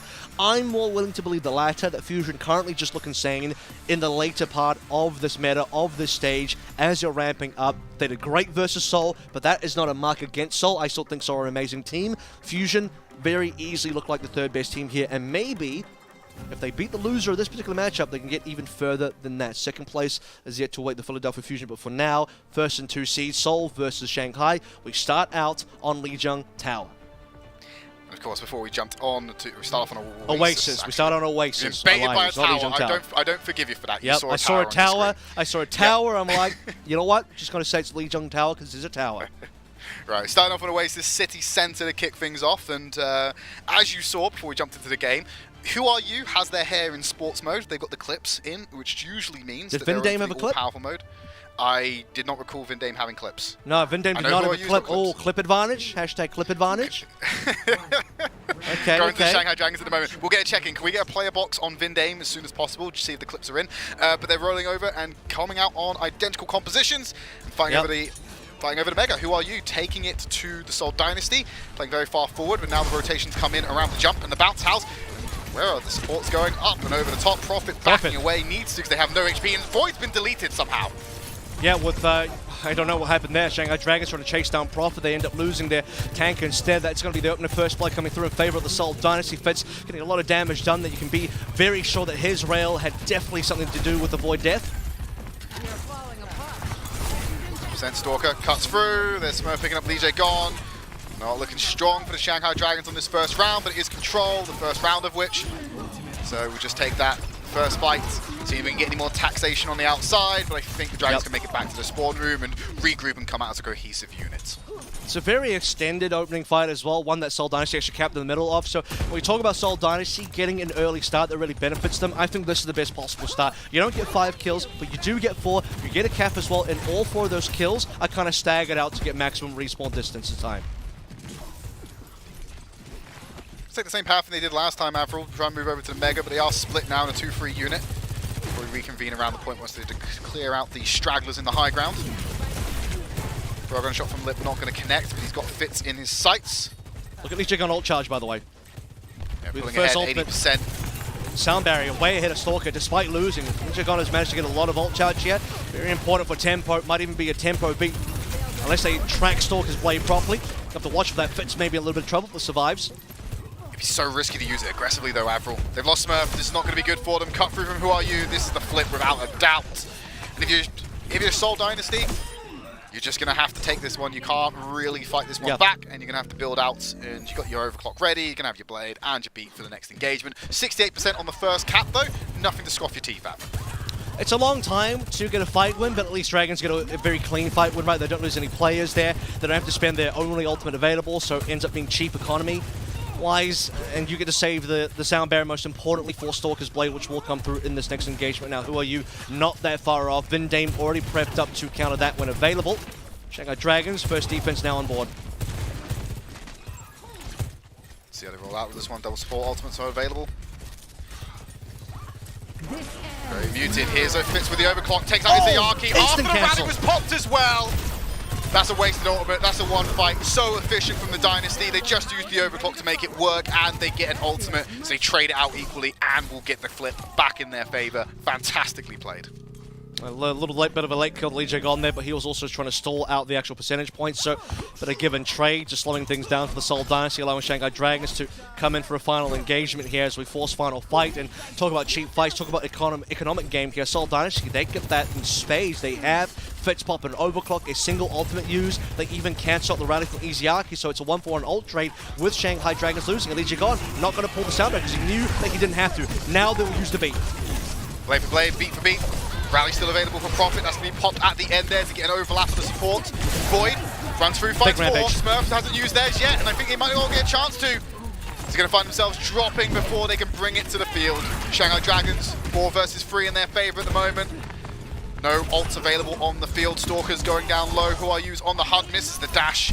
Just to find that kill at the end there. Good support from Vindame to stop the hunt. Now Shanghai Dragons have control. It's 99% favor for the Dynasty. And I know there's no Cassie in this game, but Void versus Smurf, Showdown at high noon, and it's Void that will pull the revolver first. That rampage was exactly what Shanghai Dragons needed. Now Lip needs to try and get it done on this overclock. Smurf only gets 3, but it might be enough. Should be 2 supports down. They're trading back and forth despite having the rampage in effect right now. They've got both supports up for the Seoul Dynasty though, so should be able to sustain this tank line. Should have it. They have to deal with Lip's damage. Should be able to. They've just found Lijiang. I think you're going to have Lip get on a point, they're going to go down. Seoul have their favor. Overtime ticking down. First round going away to the Dynasty. Yeah, successful there from Smurf. It's a 3-man rampage. 2 members got taken down there. It's, I believe, at the end, something like a 3 versus 3 or 2 versus 3. But Seoul have Smurf and 2 supports alive. Shanghai Dragons only have 1 support. Lip's still in there, but can only do so much. Can't get another kill. And for the Shanghai Dragons, unfortunately, they will not be able to hold on, and I credit a lot of the success for the Seoul Dynasty in that first 68%, 60 or so percent in terms of an early lead that they had. Took a while for the Shanghai Dragons to come back into play. That opening line of neutral, again, 4 kills, 0 deaths, staggered kills as well, and Seoul got the maximum time on the actual cap available there as well. They had something like 20% plus as they got the 4 kills, right? So everything going flawless for them at the very early neutral. That's the kind of start that Seoul Dynasty have to be able to snowball with that Shanghai Dragons can't catch up on. How has Fitz gone down this early already? How have they managed to get away with that one? After Fitz removed Shanghai Dragons have the definitive list. Surely it's got to be like a deflect on a railgun shot to get that chunk immediately like that, right? You'd be surprised. A Genji with, you know, perfect mechanics here can just sort of dash in and combo you down. So I wouldn't be surprised. I wouldn't be surprised if Lip actually had a bit of a play in there as well, but in either case, it will be another 5v4 as Prophet will go down.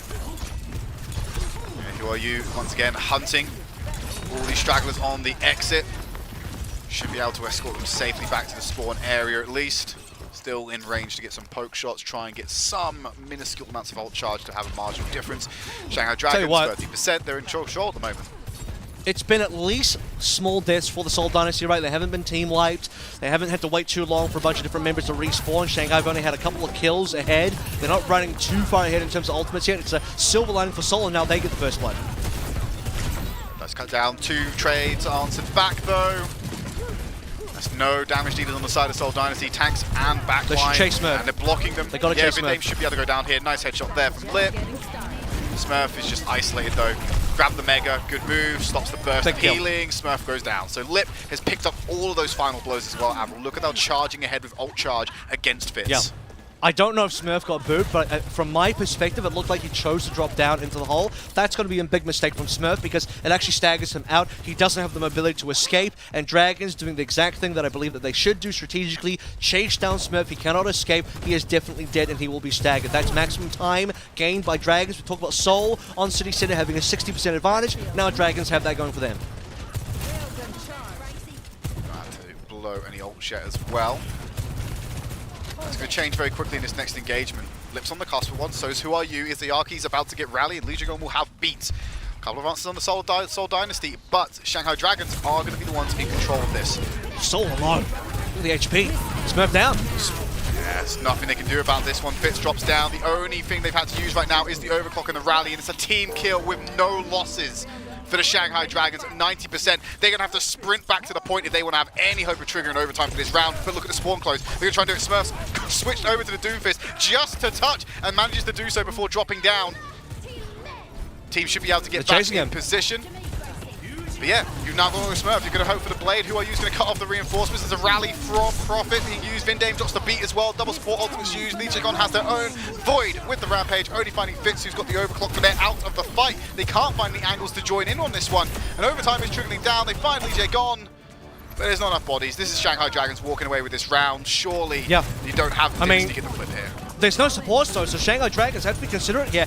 If Fitz and Smurf can get more damage on, they could clutch it out, but not going to happen. Fitz the last one surviving there. It doesn't matter whether he touches or not. It's a 3 versus 1. Shanghai Dragons, no Iziaki, no Lijiang, doesn't matter. The 5v4 was worth it. They decided to focus down Smurf on the Doomfist coming back in to enable the touch. He's the first one dead. They have a 5v4 to start with. The Shanghai Dragons ride the momentum from 0 to 100. They respond big time on our second round there for University. They lose City Center, but 100-0 finish on that second round, that's domination. Angry. They're angry they lost the round, Avril. And they're taking it out on Seoul Dynasty by being able to do that 100-0. Now moving over to Garden's final round of Oasis. See who takes the actual map and gets the first score in this series. TP's out.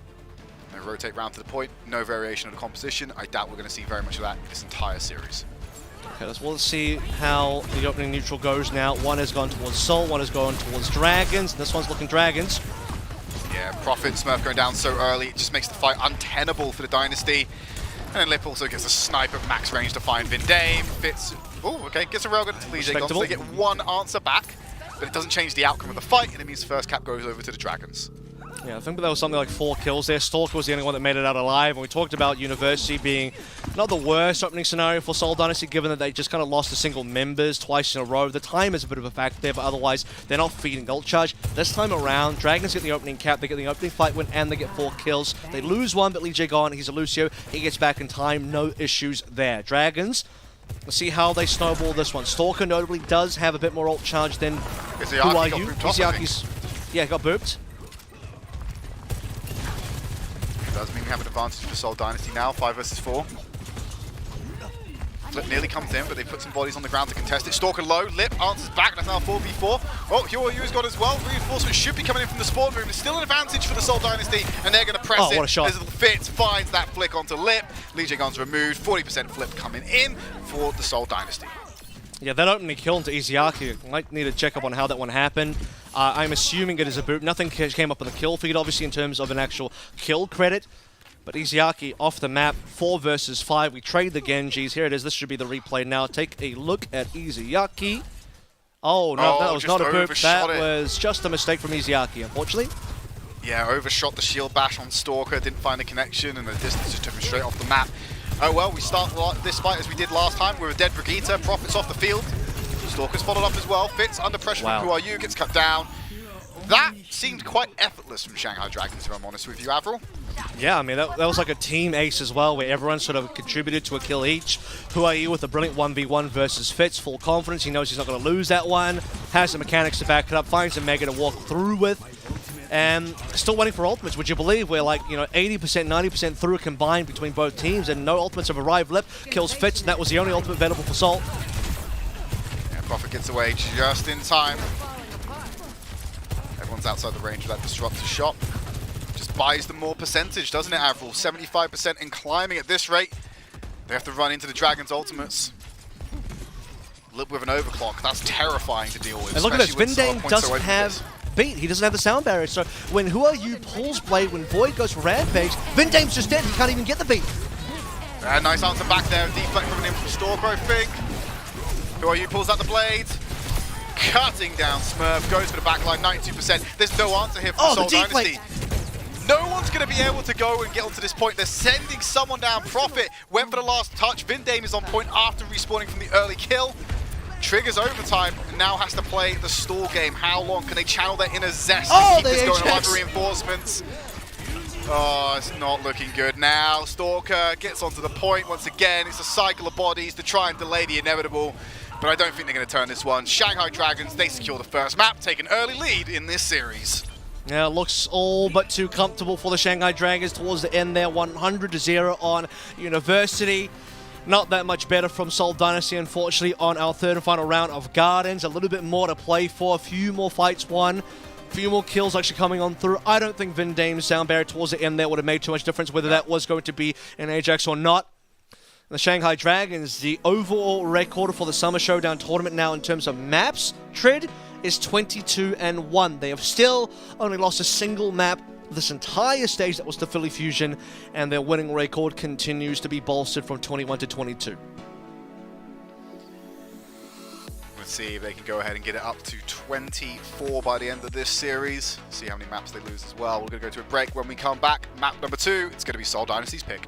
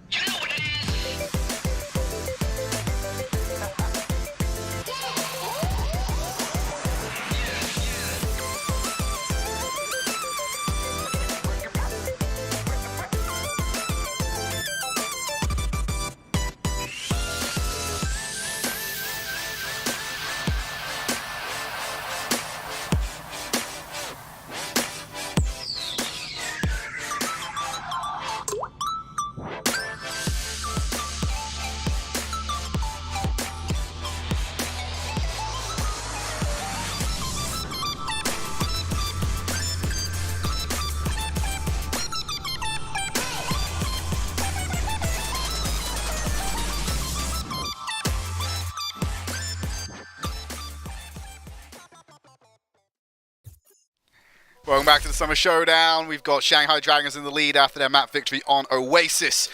And we're now about to jump into our second map of the series, and of course Seoul Dynasty's choice, and we'll bring you that very shortly. But for now, it seems like, I don't know where it came from, Avril, but round number 3 of Oasis, Shanghai Dragons got the download, and they all just suddenly got on the same page, and they, towards the end of that round in particular, did start to make things look effortless against the Seoul Dynasty, despite that rocky start on City Center.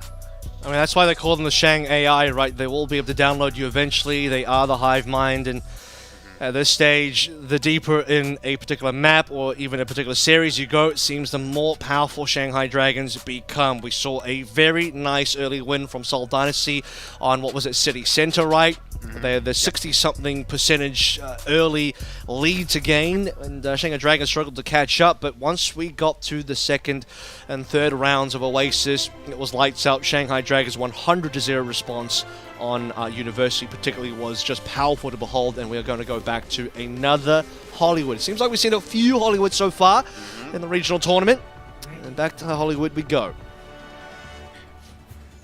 Pop quiz, Avril, did Vendame have clips in?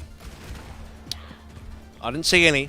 I didn't see it. I was paying close attention, didn't see any clips, so clip diff in favor of Shanghai Dragons confirmed. Alright, clip that. Clip that for no clips. And right now, we look at the past couple matches here. Again, the rivalry between Seoul and Shanghai. Last 2 matches have been 3-0. Seoul got a 3-0. Shanghai got a 3-0. Current record this year is actually 2-2. So Shanghai, sorry, that's complete lights. 3-2. Shanghai have won 3 times. Seoul have won twice this year in 2022. So it could be 4-2 or it could be tied up 3-3. It's all up to seeing now how the Seoul Dynasty can respond to this particular map. That's some interesting tech as well, by the way. You see Shanghai Dragons TPing Lip over towards the side angle to see if he can get a shot, and then TPs him straight back in. Very cheeky. Doesn't give them anything.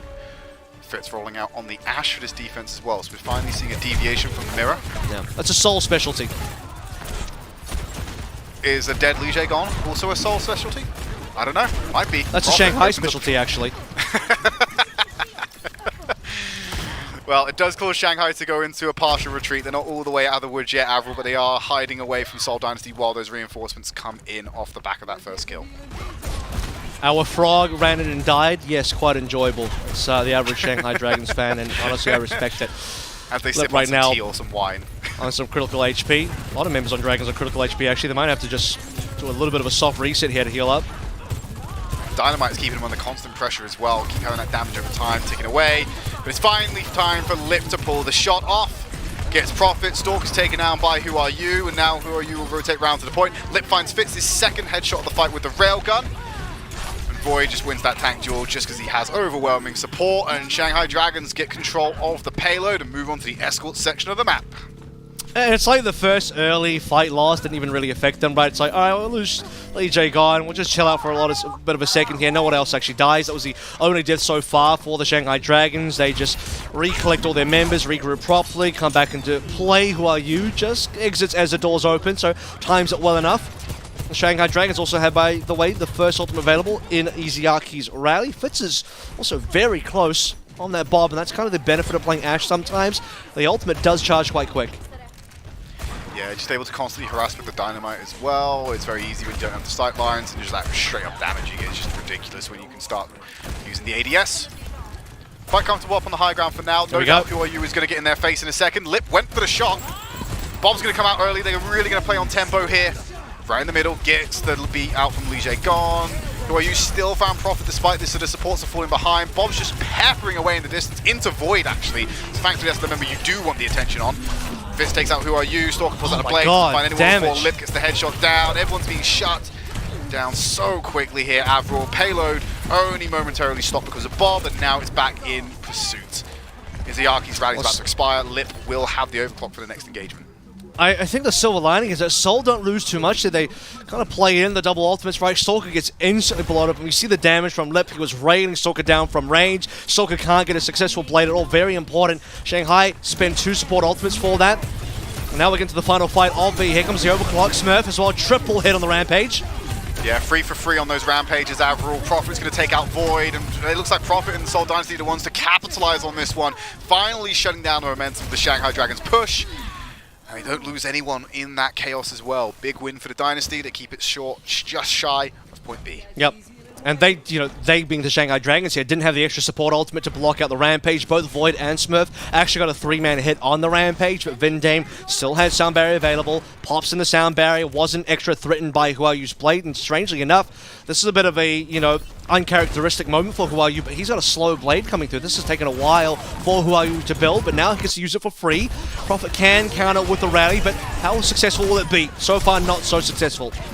No, that boot to delay Who Are You doesn't really change the outcome all that much. 3 members taken down just from him alone. Make it a 4 clean, with the shurikens onto Fitz. Yeah, it's looking pretty silly right now. Not quite the world record pace we were seeing, or the tied second place we were seeing from Fusion on the last time we saw Hollywood today. However, still very quick. 4 minutes left in the time bank as they're moving on to point C, waiting for the Dynasty to aggress and try and take the space.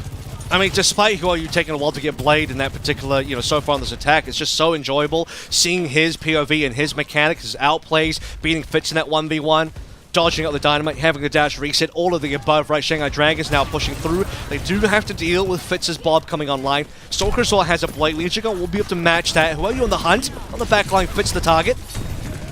He's drawing focus as well away from the front line. Smurf, a little bit of attention, but not enough to make you start worrying yet. Lip just opened up the fight for a kill on the Fitz. Don't know how he keeps finding these ones. It's important. That was the only ult. Yeah, B comes in as well. Just going to seal the deal here for the Dragons in this fight. Smurf will have to drop down as well. Stalker's dead? That's the saving grace. Well, you're just going to have him. He was the only member alive on the point. He's by himself. The Bob is just going to be the only stall tactic here. It's very easy to remove. It's a static target. You get booped away. You get headshot a bunch of times with the overclock. Profit gets there just in time, but this is that stagger we're talking about. It's pretty much done. They're cleaning up Seoul so quickly. Dynasty finished 254 in the time bank. So, still very quick. And that's the thing, it's not a world record. This is not Fusion versus Guangzhou, but it's a staggering pace, and you can see that reflected by the fact that Seoul never had a chance to pull Blade. Lijiang felt so confident to even go for a tempo beat there. The sound barrier pulled through just to allow the Shanghai Dragons to walk forward with confidence and just use a support ultimate to run at the Seoul Dynasty. And typically you'd say, okay, well, if Shanghai don't win this fight, Stalker gets to pull a free blade. The only relevant counter is off the table now for the Shanghai Dragons. However, look at Stalker's HP in that last fight was just being shut down. Huayu and Lip putting the damage into Stalker, had no chance to pull blade. It takes him so long to respawn as well. When he does, his team is dead. He still can't pull blade, so that blade never became a factor. That was the only risk for Shanghai Dragons to deal against, and it was never a factor. Fitz, okay, he pulls through the bomb, and by the way, he was the first death. He was the most important kill. If there was one member Shanghai needed to kill, it was Fitz, and they got him down. It was a late Bob, and the Bob was booped off the payload, never really stalled the payload, and instantly fragged out by Lip. So it's a good ultimate, but it's also just free territory, free real estate for the Shanghai Dragons to clear. Dynasty going to the defense. It looks like Seoul Dynasty Dragons go on defense. Seoul Dynasty look like they're going to roll out with the Sojourn this time rather than going for the Ashe flavor. Hopefully be a little bit more offensive. No shenanigans like Dragons had with fast TPs on the Widowmaker, but they will still roll out all the same. Yeah. I just think, like, when you credit to everybody in Dragons, but specifically Lip and Huayu, they just look like the best specific members on their roles. Now, you could argue that players like MN3 might be better than Lip so far. Lip's very consistent, though. Huayu is just the king of Genji right now, by none. I don't think a single other player touches Huayu. This is going to be Seoul Dynasty now, faking the rotations, now coming back through main. Shanghai Dragons not perturbed. Still going to stay strong on that payload for now. Vindame goes down low. Dragons, I think they're sensing the weakness at the moment and they press forward. Not too much though, they're very tempered. Just playing their game for the time being. Dash forward from Stalker, tries to find a connection for the extra damage and Kate takes some space away. Here's the counter attack from Shanghai Dragons. Look at that, they saw the dash, they saw the uncohesive unit and they were like, right, time to go boys, put on the speed, walk forward, and the Dynasty's offense has crumbled. Yeah, they just rush down Smurf, and you saw that from Dragons. Once they turn up the heat, they get the speed going, and it's Smurf the primary target. You have to be a little bit concerned now, though. With Fitz's late counter left, Dragons do have to pull back. The concern now is, do they lose a tick or not? How much do the Dragons actually give up? Look at Void's positioning on the side. You'll notice that, okay, he's actually been found. I was going to say, if he doesn't get found here, this is a great position for Void to be in, but he takes a risk. He gets found. It's a 5v4, no tank. It's a good opening for the Dynasty. They're on the position. Shanghai Dragons. Oh, Vindame's gone. Okay, Lip doing Lip things once more.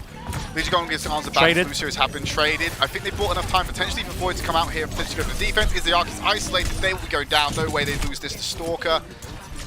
Point's been captured while this is going on. Staggered deaths as well, which is going to mean point B is quite difficult. And this is where I got to put some commentary on Void's decision making. I don't know if he chose to go for the hidden flank, just lurking, right? I don't know if he had time to rotate back towards his own spawn. He probably should have gone back to his own spawn for safety. It's a very high risk to go and try to, I guess, lurk in the pack room on the side. And if you get sniffed out, if you get caught, you are dead. You are 100% dead. They're 5 versus 4. And now it's another 5 versus 4 as Lip takes down, well, Fritz rather takes down Lip, so it just slows down Dragons from reapproaching. And if you are Dragons, if you don't have Void alive, you cannot retake A, you cannot contest A, and the Fitz kills just keep coming through. Just keeps weaving those headshots in. Just buys advantage for his team every time. Overclock and the high ground available for him. Stalker's got Blade. Look at the positioning. Seoul have now full high ground control. Dragons are coming out of spawn with no map control whatsoever. Payload is coming around the final couple of corners now on towards the final straight, past the county jail. And this is where Seoul's positioning is absolutely powerhouse, and it's about to be 4 offense on both sides. Clock pop. Angle taken from Fitz. He's playing some Overwatch on them, quite literally. Who I use Blade that tears him from that space. He's playing very mindful. Not pushing forward, not pushing too hard with their ultimate. Lip returning the favor with the overclock. Doesn't find anything as well. Just scare tactics right now. All bark and no bite with these ultimates, Avril. Well, everyone's just disengaging, right? We have the sound barrier from Vindane, the Prophet rally layered in as well. Both teams respecting each other's ultimates. Seoul not going to push into Overclock and Blade. Shanghai not going to push into double support ultimates. Now it's going to be sound barrier versus Stalker Blade, and Stalker slashing green HP. Yeah, it's lots of cleave damage as well, but it's not enough to break through all the shields that came in there for Lijiang's beat. So they're trading Smurfer as the Arky at the time being. 2 for 2 still, so it's a 3-on-3 on the payload. Who are you? Solo holding Smurfer's alive though. Comes in for reinforcements. There we go. Lip's going to take out a couple of members as he's going to walk it back in. Stalker finally deals with Lip. Who are you versus Stalker on the point? We'll get the kill right at the end here. Reinforcements come out of the spawn room. Spawn advantage for Shanghai, which means they're able to hold the payload for now. But I think the reinforcements for Dynasty are going to get there a little bit faster, perhaps, or roughly at the same time, just because of how quickly they were dying. It's a very cool anime battle. It's Stalker versus Who Are You, and Stalker is going to win the 1 versus 1, but with Izuaki respawning, and by the way, touching, I think about a meter or so left, about 150. It's not enough for Seoul Dynasty to sneak a payload cap in. Seoul, however, still maintain high ground control. I think that's very important. Just the 2 there. Rampage is countered 2 against 3 when it comes to that impact. Lijiang will be feeling the hurt of the Rampage. Prophet has been converted, but Vindame and Smurf will stay alive for now. Dynasty get the advantage in the fight. Just declare out Who Are You and Lip, and then they will get onto point C and get themselves a time bank extension. Yep. Very cool Void Rampage, but Smurf's Rampage as well, equally good. In fact, Smurf's Rampage is going to allow the Seoul Dynasty to pick up a number of frags. Prophet getting very active in the kill feed. This is what a DPS from Brigitte looks like. 2 frags for Prophet before he dies. Allow Seoul Dynasty to maintain some player advantage, and certainly the right players alive as well as we head into now the C point push. Not going to be able to match the 254 on board for the Dragons time bank, but Seoul can still finish the map. That is the important factor now. What time bank do they have remaining at the end? get to the end. That's also what counts. Dink there. Right click triggered them. Fitz has Overclock available. Stalker's down. Overclock needs to answer back with a big pick here from Fitz to keep the fight alive. They've lost too many already. And now they have no space to operate within. Izayaki's in their face. Shanghai Dragons reclaim control of the payload. They can really start to damage this time bank. Okay, so this is where you talk about damaging time banks. The spawn camp would do that too. Let's see if Dragons want to commit to it or not. Half players on high ground, half players on the ground here as well. You also notice it was a very specific timing window in the last fight. Stalker and Blade Lijiang did not have beat, but that timing window is over. Double rallies popped, and just waiting for the Blade to come through. Steady on. Here it comes. Overclock pop by Lip. There's a hero playing here. Oh my god! The flick was there, shuts down Stalker, and the punishment to the Dynasty time bank continues. He knew what he had to do there, he was set up for it, and immediately shut down the offensive from Stalker. Yeah, I mean, just the impact kill, right? The exact kill that you need. It's been a rough game for Stalker. He was so great in his matchup versus Philly Fusion yesterday, but today, the Shanghai Dragons just have his number. He can't pull out the blade when he wants to. He misses the timing window versus Lijiang's beat in a previous fight, and now here, when he actually does pull blade, Lip just destroys him. A single rail will deny the blade, and we're back into spawn camp territory. Shanghai Dragons taking the early high ground. We talk about Seoul Dynasty being able to finish this map with time. That starts to dwindle now. Payload is receding backwards. 115 remaining. They do get Lijiang on, but it's traded. Yeah, jumps down from the top here. Fitz outside, well, what would be their spawn room, if it is, just to try and deflect Dragons away. Sub 1 minute now. This is the danger zone, because like you said, they run the risk of, even if they finish at this point, they might run out of time to have an offensive. The best they can hope for is a draw. Yeah, so draw scenario is now on the cards for the Seoul Dynasty. But, you know, they might even get there if they don't cap. They still do have to cap. We're waiting for Smurf. He has a rampage advantage. There's nothing to counter that. Izaaki nearly on the rally, but Smurf has a window here. This could be opportunity for Seoul. There was a lineup there. He's going to go for it. Finds two. Just Izaaki and Void. There were so many targets there, but it's enough to make it work. Void and Izaaki will get converted.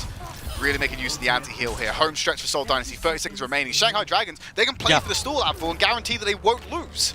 And it's so big because Izaaki was on like 98%, 99%, so it doesn't have the rally to block out the rampage. Seoul will use a rampage to take control, but can they win the final fight? Fitz still coming back from spawn, about to hit the OT now. Izaaki, pop and rally, the blade is going to be next. Here comes Who Are You? They're trying to isolate Smurf, cut him off from the rest of the team, and then they get the pick up quite easily. Fitz finds Lip with an overclock. Still alive for the Seoul Dynasty at this point. Blade gets sheep. Who Are You is down. No damage dealers available for the Shanghai Dragons right now. We're in overtime though, Avril. They've already lost the map. They're not going to be able to get the overtime. They're going to cut through. Only finds Prophet, who's rallying at the same time, and he won't be able to convert it. Void might get cut down here, uses the Carnage. Izaaki returns to the field, immediately finds Stalker. Smurf over to the wrecking ball just to get onto the point. And now Lip's over in the back. He has his overclock available and the sight lines. Fitz might get tagged here at the end, but Smurf is still on the point. He's going to be able to find the slam on the payload. Prophet knocks Lip back. The Seoul Dynasty still trying to push this one. Spawn advantage really helping the Dragons right now as Void comes back on the Doomfist just to try and get Smurf off of the point.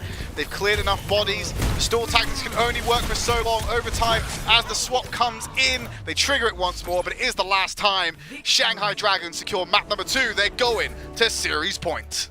And what a shot coming through from Lip on a Fitz as well. That was a collateral shot that actually went through Smurf's body on the wrecking ball. He fired it through the body and hits Fitz on the other end. That's something that you can do with the overclock. You can't do that normally on the railgun. Only during the ultimate can you collat, and he perfectly lines up a shot through the body of an opponent. Unbelievable stuff, and Shanghai Dragons pull through despite odds looking like it might have been stacked against them in that final fight. But I dare say, even if the Seoul Dynasty do in fact cap, they would only be in a draw-only scenario because the OT was ticked over. Dragons had like nearly 3 minutes to cap on through for only 1 tick. I think Dragons put themselves in a commanding position to win map number 2, and the win record continues now from 22 to 23 and only 1 loss so far in maps. 24 on the cards for them. 1 more map to win. Shanghai Dragons could be match point for them as we head to the break. When we come back, Seoul Dynasty's last chance to stay alive in this series.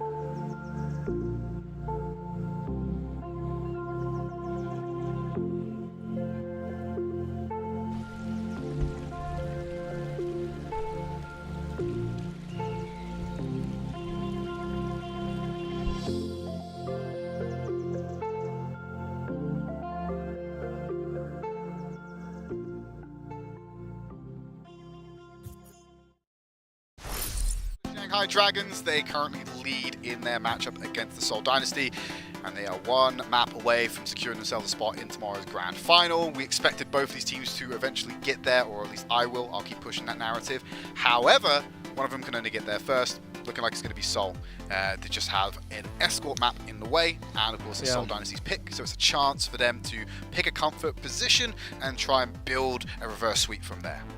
It's just wild how good Shanghai look in this meta right now. They've leveled up to a level that is, I was going to say unprecedented, but funny enough, the last time I saw a team this dominant was also Shanghai Dragons. That was last year. So it's Shanghai Dragons now kind of, once again reaching their own potential. Only they themselves can reach the potential that they have reached in the past. And they look untouchable. No other team comes close. Seoul is the next best team, and the next best team is only kind of getting somewhat competitive in maps.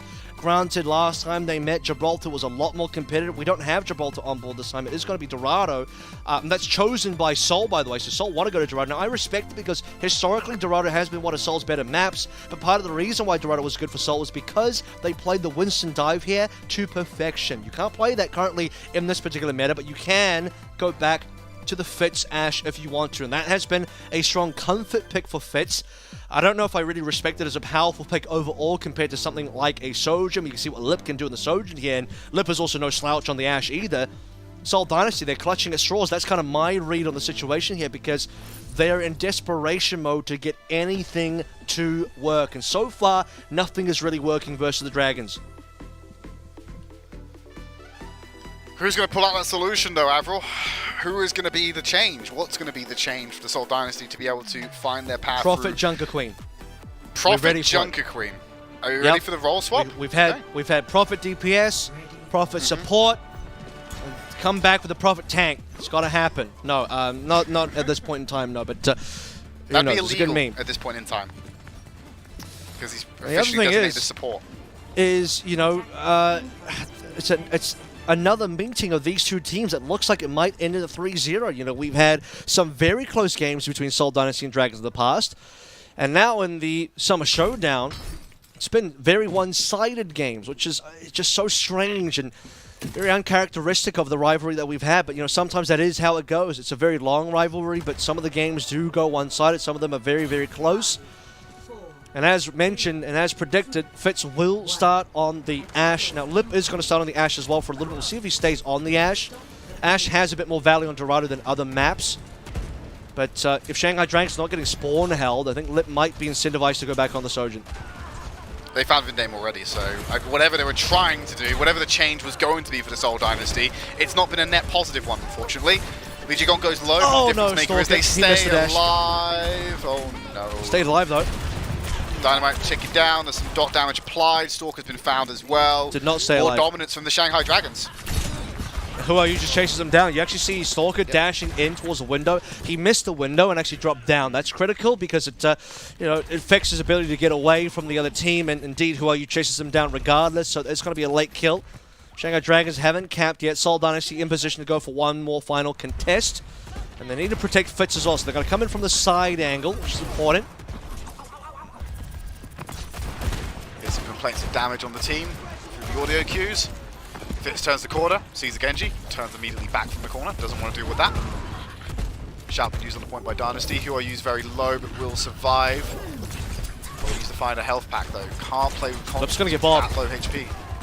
Well, he's taking out Lijiang gone, so not going to have that option for the Shanghai Dragons to stay in this fight much longer. Another headshot should clear off Void, but it's Stalker to clean up instead. They've deflected the attack. Jagged Blade pulls his Izayaki back in, but Smurf can't hold that position on the corner, so will retreat and they will escape. Strong retake. It's a really important retake from the for the Seoul Dynasty rather, and now Shanghai Dragons, despite getting the Bob online, with, I believe it was Lijiang down early. No shot for Shanghai to pull through on that particular fight. Just a little bit of heal up here for Lip as Fitz is trying to catch up on the Bob, and that's the other thing, right? Shanghai Dragons are missing a bit of a timing window as Dragons go through for the secondary push. Dynasty have caught up in ult, so it will be Bob versus Bob. There's Bob 1. Bob 2 comes out too late for the Seoul Dynasty. They've already lost Stalker. Will only repair the damage numbers, won't actually win out. The Bob versus Bob duel was strong, but Lip was the difference maker there. Rally's now popped instead, layered over top of each other. Void's in the face of Vindame. Nice shot from Lip, tags him. Prophet wants to get into the fight with the Rally. He's been denied, and like you said, Avril, there is the cap for point A. Coach Gun just stalling a little longer for them to get that through. And speaking of stalling longer, I mean, if the fight goes a little bit longer there and still have more teammates alive, I think Stalker pulls Blade, and anything can go after that. At minimum, you pull Lijiang's sound barrier in response, which is important for ult trading purposes. Seoul Dynasty don't get to discover what that Blade could have looked like, though. Stalker dies at 99, and even if he had the Blade, too many members of Seoul down. They can't touch because Smurf isn't there. Stalker's probably the next one available to touch. They don't even bother going for it. Fight is definitely over. Seoul resetting towards the high ground here. They begin with Fitz on that high ground immediately, but this, make no mistake, is going to be a Blade fight. Keep an eye on who pulls it first, who has the impact. High ground in favor of Seoul Dynasty right now. They're better for raining Stalker. down bullets. Harder for who are you, better for Stalker here. High ground advantage is big for Seoul. Well, Lijiang takes a lot of damage before jumping down. Who are you? Tries to assault the high ground and is dropped down from Stalker. Is that advantage going to be enough as the beats are both dropped in return? Bark and no bite for those blades, unfortunately. Stalker's now expires as well. Just done to get him off high ground. Rampage from Void only finds Smurf. Counter from Smurf only finds Lijiang.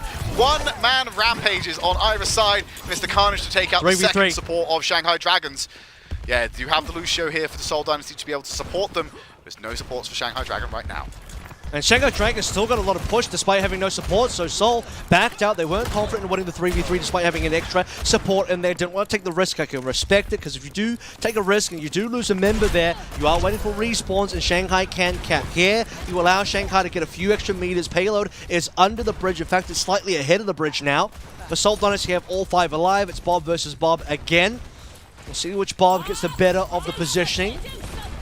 Nice boot back there from Lijiang. It stops the Bob from getting into optimal positioning, but Void will be cut down by the Carnage all the same. Bob versus Bob in the corner. Yep, classic. It allows these teams to have a neutral and honest fight in which the Seoul Dynasty are winning. Headshots coming through from Fitz and Vindame, clearing out the last couple of stragglers with the rest of the team.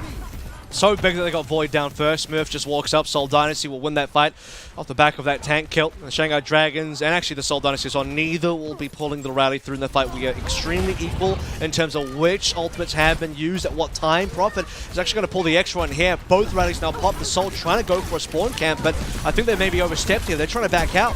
Dragons are chasing. Yeah, lots of critical HP on Seoul Dynasty, being repaired nicely by the rally and some armor packs. Dash forward there, Lijiang actually ran straight into Smurf. They're very low, and there's going to be the pickup. Sports trading 2 for 2 right now, 3 for 3. Who are you, hunting Stalker? They were isolated, turns the attention to Vindame, has Blade for the next fight, doesn't want to pop it in this one. They're at 8 HP, someone hide. Oh, comes in just in time to keep him healthy. Dragons rotate round to the point. Into that final section of this section. It's a significant slowdown though. Look at the time, about a minute remaining now. So Seoul Dynasty have successfully slowed down the Shanghai Dragons, who are not quite as dominant as they were in previous maps, and that's credit to Seoul. They've really stepped it up for Dorado. This is kind of the hidden weapon, right? Why they choose Dorado. They feel confident on this map, and maybe they can feel good enough to collect themselves a B-point defense. We're still waiting the plays coming through. Who are you at the Vindame is a major blow. Who are you can pull Blade here without any impact on the other side. They can't counter it. Yeah, no mitigation for Dynasty on this one. Who are you with the cut through, the cleaves there, aiming for Smurf, gets a bit extra damage off to the side. Prophet isolated Blade. Comes out from Stalker, jumps back into the fight, finds the Yagi, takes out Lijiang. No support, Stalker trying to stem this bleeding right now. As reinforcements will come in, turns his attention to Lip. Lip not having any of his funny business. Dynamite from afar, not enough to get the damage. Oh, it was enough to get the damage over time, and Lip just burns down. He can't touch though. He's not in a position to contest. Rampage is back into the fight, Vindame and Smurf. It's not enough. That's it. That's going to be it. I mean, Lip's not here, can't use the Bob. Shanghai Dragons can barely touch. They probably won't touch at all. Maybe the Lucio comes up through. Lijiang is going to attempt to go for it. Will pay for it with his own life. And for the Shanghai Dragons, who is up next? How can they even win the situations? 4 versus 5. They still don't have Void. They're going to run into this rampage as well. Smurf cuts through, only finds the Yaki. Void gets a pick on the Doomfist. That's huge if you're going to switch over to an unorthodox pick like this for the stall. Stalker nearly goes down. They're turning it around. What is going on, Avril? They just need to find one more. Who are you? Lip and Void refused to go down then. They refused for Dorado to end. What an insane clutch for the Dragons! That is incredible. Dragons have done it again. They managed to clutch on through what looks like an impossible fight. They had nobody alive. Lijiang dies straight away. Void still coming back from spawn. It was like 3 players there for the Dragons trying to contest. Lip died late as well. Don't forget, the Bob comes in from long range. Who are you finds 3. How does Who Are You get 3 there?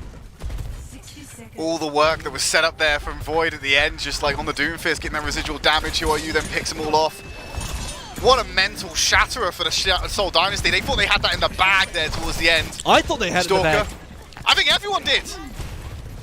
It's probably doing wonders for their mental right now. Dragons still running strong. Rallies traded out. Shouts as well on the payload. Fitz looking down, trying to keep his head covered while he reloads and then opens fire back up. Dynamite into the middle of the field. Profit going down low after using the rally. Will be able to sustain himself back up. Wait for it, 20 seconds. Who Are You earns this blade in that overtime. Lip's gone down. He now needs to use it to save the Dragons on this offense. Izayaki's gone. Bob is keeping him under check. Too many members have gone down here. This is not going to be something that Who Are You can save. He's popped off by Fitz. But well, Avril, they had no right getting this far based on how B was going. But now they have to defend the Seoul Dynasty from this point onward. I mean, it doesn't even matter that Dragons lose that fight. It doesn't even matter that Who Are You doesn't get the pull blade, right? They get the push far more than what they really deserve to get. The clutch was incredible on B. We're not expecting them to clutch twice in a row, but clutching B was unbelievable for the Shanghai Dragons to even allow them to get towards C, and they are on the final corner. That is so dependable. Let's take a look at Who Are You again in that final fight. And he gets 3 kills here. Fitz, boom, Stalker. Reset. Just the resets coming on through. Who Are You going in? Okay, there is a bunch of damage done by other members there, but Who Are You with the insane cleanups there? The 1v1 versus Fitz, and he is every single time. Never been afraid to check Fitz. Go for the 1 versus 1s. Take down Fitz. He's got the confidence to say, I will beat Fitz in a 1v1 every time. That confidence is exuding for the Shanghai Dragons. Not only through the mathematical advantage of having 1 less person to deal with, but they're also being able to play confidently. A little bit of moments of overconfidence, I would say, on Dorado offense. However, kind of justified at the end with that clutch right there. So now defense for the Shanghai Dragons. The line in the sand has been drawn. The entry point to the finals tomorrow has been drawn by Shanghai Dragons. Seoul Dynasty, if they cross that line, we go to another map. If they do not, they have to face against the Philadelphia Fusion to earn their spot in that final. A rematch of earlier in the tournament. And that's been, 2 map 5 so far in this stage between Seoul and Philly, but let's not get too far ahead of ourselves. Yes. See if Seoul have anything left to play through. You'll notice they go for the typical TP play. Say typical, they actually don't take the high ground here. That's a very conscious choice. They're trying to make the rotations through on towards the sort of outside courtyard area to make some high ground control happen. Swap sides and Dragons will go towards the payload. Seoul go towards the high ground. Lip get caught by Dynamite there. Yeah, and it's kind of dangerous because Stalker was still playing around the spawn. If he kept low, Stalker could have gone a cut through there and got an easy pickup. He's trying to do the same thing to Izayaki right now, though. A couple more shurikens. Support has to filter in. Izayaki's off the map. Don't know if that was a conscious reset or just in the chaos ends up going. This is just a bit of tiny Overwatch on the coastal while Seoul Dynasty's winning the fight. They are winning. They are down to 2 members, so they can't really continue this any further. Stalker has no HP. Waiting for his supports to heal him up. Dragons will reset there. I'm going to assume that maybe Izayaki just shield bashes off again. We did actually see that on Oasis. Yeah, so Oasis, yeah. It's not impossible. He just does it twice in a row. In any case, Shanghai Dragons are not too upset with that. They get a 1 minute sort of time purchase there. They will slow down the Seoul Dynasty. They don't really get hard farm for ultimates. They don't lose the fight in a big way. They get the back out with the rest of their members alive. Now they get the continuous skirmish through. Fitz in a lot of trouble here. Could be down. Yeah, he's been removed. Lijiang gone. 2nd kill onto Profit. 2-point trade for... Alright, that's 2 for 2 now for the Dragons. The fight continues. Stalker doing a lot of work in this fight. Still quite even. And the respawn's going to have to come in for a next engagement. Nearly 2 minutes, nearly half of the time back burnt. They're just under the arch. And Stalker has been really good for the Seoul Dynasty in this tournament stage and this entire, you know, Summer Showdown. He had some reasonable moments on that Dorado defense here. He's trying to step it up. Huayu has a blade far earlier, though. That is going to be dangerous. There's no counters. Vindave trying to escape. Has a speed boost and the support from his team to stay alive. No counters, just mechanics. Able to stem that blade. It now means that Stalker going to have their blade up. Lijiang does go down in the end. And so does Iziaki. No supports available. It's big for Dynasty. They should be able to push this advantage and get the payload closer to point A. That's really important as well. You see the Seoul Dynasty, they don't use any ultimates to actually win that. When we talk about Stalkers getting the blade soon, doesn't have to use it. Take a look at Iziaki again. Is it a mistake? Oh, yep, I don't know. I think did he shield bash into geometry and fell off, or he just sidestepped off? No, he just walked off. He sidestepped off. Yeah, okay, well, it's, yep, that's unfortunate. But it's the second time now Iziaki's just randomly fallen off the map. Hashtag unlucky, hashtag it just happened. Seoul Dynasty now has hashtag 5 ultimates. The Shanghai Dragons are the ones that are behind. Have to credit Seoul Dynasty for peeling flawlessly versus Huayu's place. We talked about Vindame and Prophet not having support ultimates. Well, now Huayu's actually just dead, so they are putting the lid on the hyper carry of the Shanghai Dragons and really forcing Dragons back. There's going to be more free push. Dragons need to kind of force some ultimates, but they can't start a fight because they're constantly down. Makes it awfully difficult for them to do so. With the overclock and the high ground, this could be big if they're just able to get a few uninterrupted moments to take these shots. Stalker with some deflections. Will then rotate back round. Dragon's got to go. Use back in the fight. Stalker's down. Okay, so Stalker's been... Alright. I'm not sure how that happened, but okay. Completely takes the wind out of Dynasty's sails, and they're going to reset instead. Man just got overwatched. It could have been a rail into a long-range whip shot. I'm not exactly too sure. We didn't get to truly see what happened there, but hey, we said Dragons need to do something. They definitely did do something. Who are you? Just keeps getting found out here. It's not good. It's not conducive to Dragons winning when, like you said, the hyper carry's just off the field all the time. Good play by Prophet. It's good play by Prophet to find those. Who's contesting? Someone has to get down there. Lip can't be the one. He's got an overclock and he's being focused by a Bob. He now has the Stalker blade in front of him. Good force down, gets him out of the fight. Big anti from the Rampage. It's traded 3 for 2. Dynasty advantage. They're just taking over this map, Avril. This is a night and day performance in this series. I mean, not only that, but that's just a complete farce of a defense from the Shanghai Dragons. They just weren't present at all. I don't know what was going on there, but they allowed the Seoul Dynasty to free push the entire way through B. Barely tried to contest anyway. I mean, they are the ones that need to start the fight. They cannot allow the Seoul Dynasty to free push all the way to the end. They contested with less than a meter left. I checked, it was like 0.86 or something like that. Shanghai Dragons actually nearly C9 the point. And now we're already on C. There's a gigantic time back available for the Seoul Dynasty cap. They can win this map. Seoul Dynasty might get the second map win ever against Shanghai Dragons so far this tournament stage. Herculean hold required by the Shanghai Dragons. Lip creating space with the coach gun. Go to the sightlines to Arc Tier, Stalker, half HP. Dynamite over the top. Dot not going to find a connection. Void has to take cover right now. Dynasty are on the opposite side of where they should be to push this payload through. They switch sides once more. And making the Dragons fight for the payload. And the blade will be there now. This is where Dragons have to pull this through. Huayu must get a successful blade. He has to be pocketed well. Lijiang gets the multi-pack him. Here we go. Nice, Fats Fitz. He's been the shutdown for him every time. Dragons win the fight quite decisively. They will lose Lip. Stalker at the end. Only have to do that like 4 or 5 more times, Avril. I don't think that many times. I think a good 3. It depends because Dragons, they can chill now because they are just defending the final push. Seoul Dynasty have to be the ones to engage. They have the Bob available. I don't think it should take Seoul Dynasty too long, but if Seoul Dynasty don't kind of push the envelope here and get things started, they might only have like 2 attempts. It's not a lot. You know, 3 minutes was good coming in. It still is reasonable, but it's also the kind of situation where I would not be surprised if Shanghai Dragons, after kind of just giving up B nonchalantly, they defend C quite well, so that could happen. Kind of a point C team, you know? Kind of a point C team. Vindame cut off. Lip's about to get Bob online. It's going to be a big tool for them in this next fight. Going to use it on corner. Actually, that's Fitz throwing out the Bob. No, he threw out Fitz's Bob first, then Bob, then, like, yeah, where did Fitz's Bob go? Where's Fitz's Bob in Spawn? What? Maybe got booed? I think it got booed. I have no idea, but it does not do them any favors in this engagement after all. Yeah, Dudu's about right. Yeah, the Shanghai Dragons able to just cut through the Seoul Dynasty here. 1 minute remaining. The Point C team still alive. Looking at the ultimates available for what could be their final skirmish. You gotta be concerned Rally now. and Rampage. You have to be concerned for Seoul because we're down to 1 minute. The Bob does nothing for you. The Blade could be successful.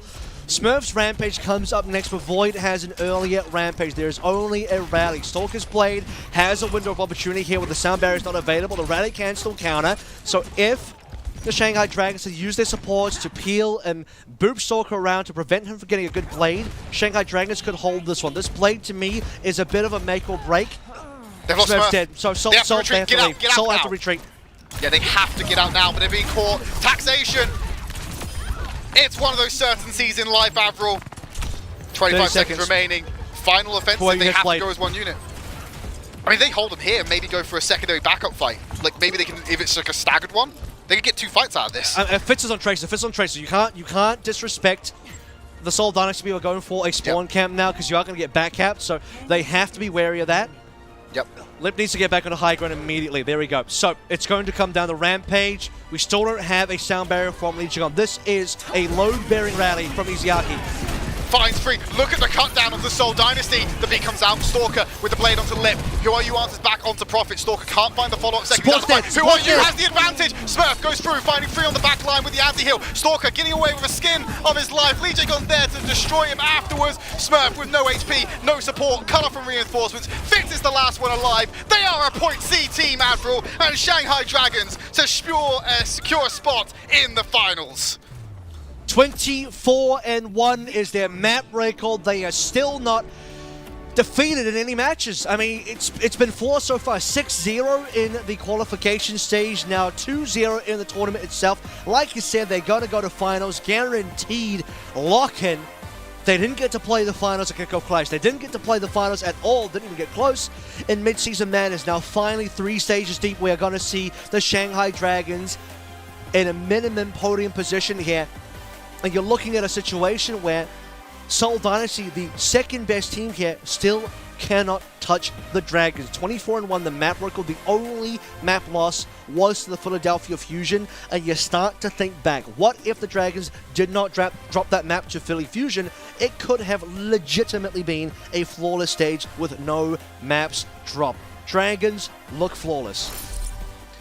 Fantastic performance from them, and yeah, it does make you worry a little bit. Looking at how strong Fusion looked today, and looking at how much the difference was between Dragons and Dynasty today, when you look at the entire series, do we see a different story tomorrow in the Dynasty versus Fusion matchup? Because if MN3 arrives with the power they had today, I could see it going the opposite way, and I could see Philly fans making their way to the finals. Well, the problem is are the Dragons so far ahead that realistically it doesn't matter who faces them? It's just not going to change the difference at all. Whereas I think you look at Seoul and Philly, they're actually quite closely matched now. Two out of the last matches went to 5 maps here. Very difficult situation. Philly nearly actually reverse swept. And maybe those 2 teams do fight closely, but maybe those 2 teams are both just that far behind the Dragons right now. Currently, you have to convince me that the Dragons are not just going to 4-0 the Grand Finals. No matter who they play, whether it's Seoul or Philly, a team has to convince me that they can even take a map off a Dragon, because I think it's going to be a 4-0 Grand Finals for the Summer Showdown. But before that, let's take a look at the player of the match here, Trid. I didn't actually hear who it was, but I don't know, take a couple of guesses here. Is it Lip? I think it's going to be Lip. And it is Lip. Oh, there you go. The replay tells it all. Fantastic performance. Just before we jump into Lip, though, Avril, remember the one team that did take a map off the Dragons was the Fusion. Omen of science. Yeah, and I'm sure the Dragons remember that fondly as well, because if it wasn't for that, they'd be completely flawless, right? So they probably have their eye on Fusion. Now, they have tried to dodge Fusion for some time. Now we'll see if they can continue doing that. Let's talk about Lip's gameplay at the moment, because we are looking at his replays here. He has been pivotal in this matchup. I think things slowed down a little bit towards Dorado because he was mostly on Ashe. I think Sojin has been more so his bread and butter this tournament stage. And the story of Lip's relationship with his ability to play Sojin is a very interesting one, because he was not that consistent in Mid-Season Madness. I think that was one of the weaknesses of Lip and the Shanghai Dragons in this previous tournament stage in MSM. But now, straight from the get-go, #1 match You look at the Shanghai Dragons across the board, every game they played, Lip has been a factor. MN3 actually gave a winner's interview in the Billy broadcast, and he predicted that Dragons will probably beat Seoul, and one of the reasons why is he was concerned about Lip. He's saying Lip is just too good. That's why Seoul probably will just lose to the Dragons. So even MN3, who looks like a mechanical god on the Sojin currently for the Philip Fusion, has the respect out there for Lip, who has been the key to consistency for the Shanghai Dragons, next to his dynamic partner on the Genji and Who Are You, also just carving through the competition.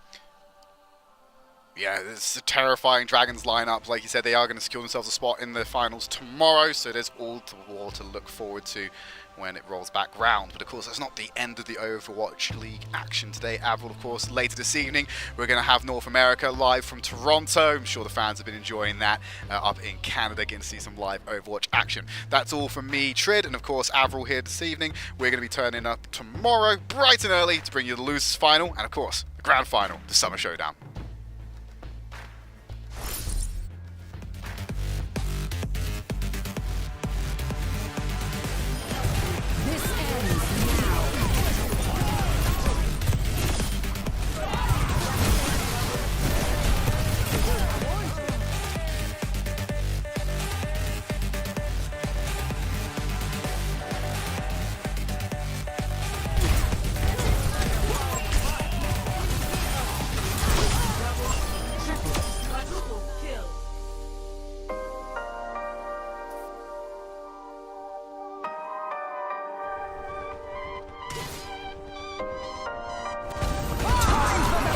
Reckoning!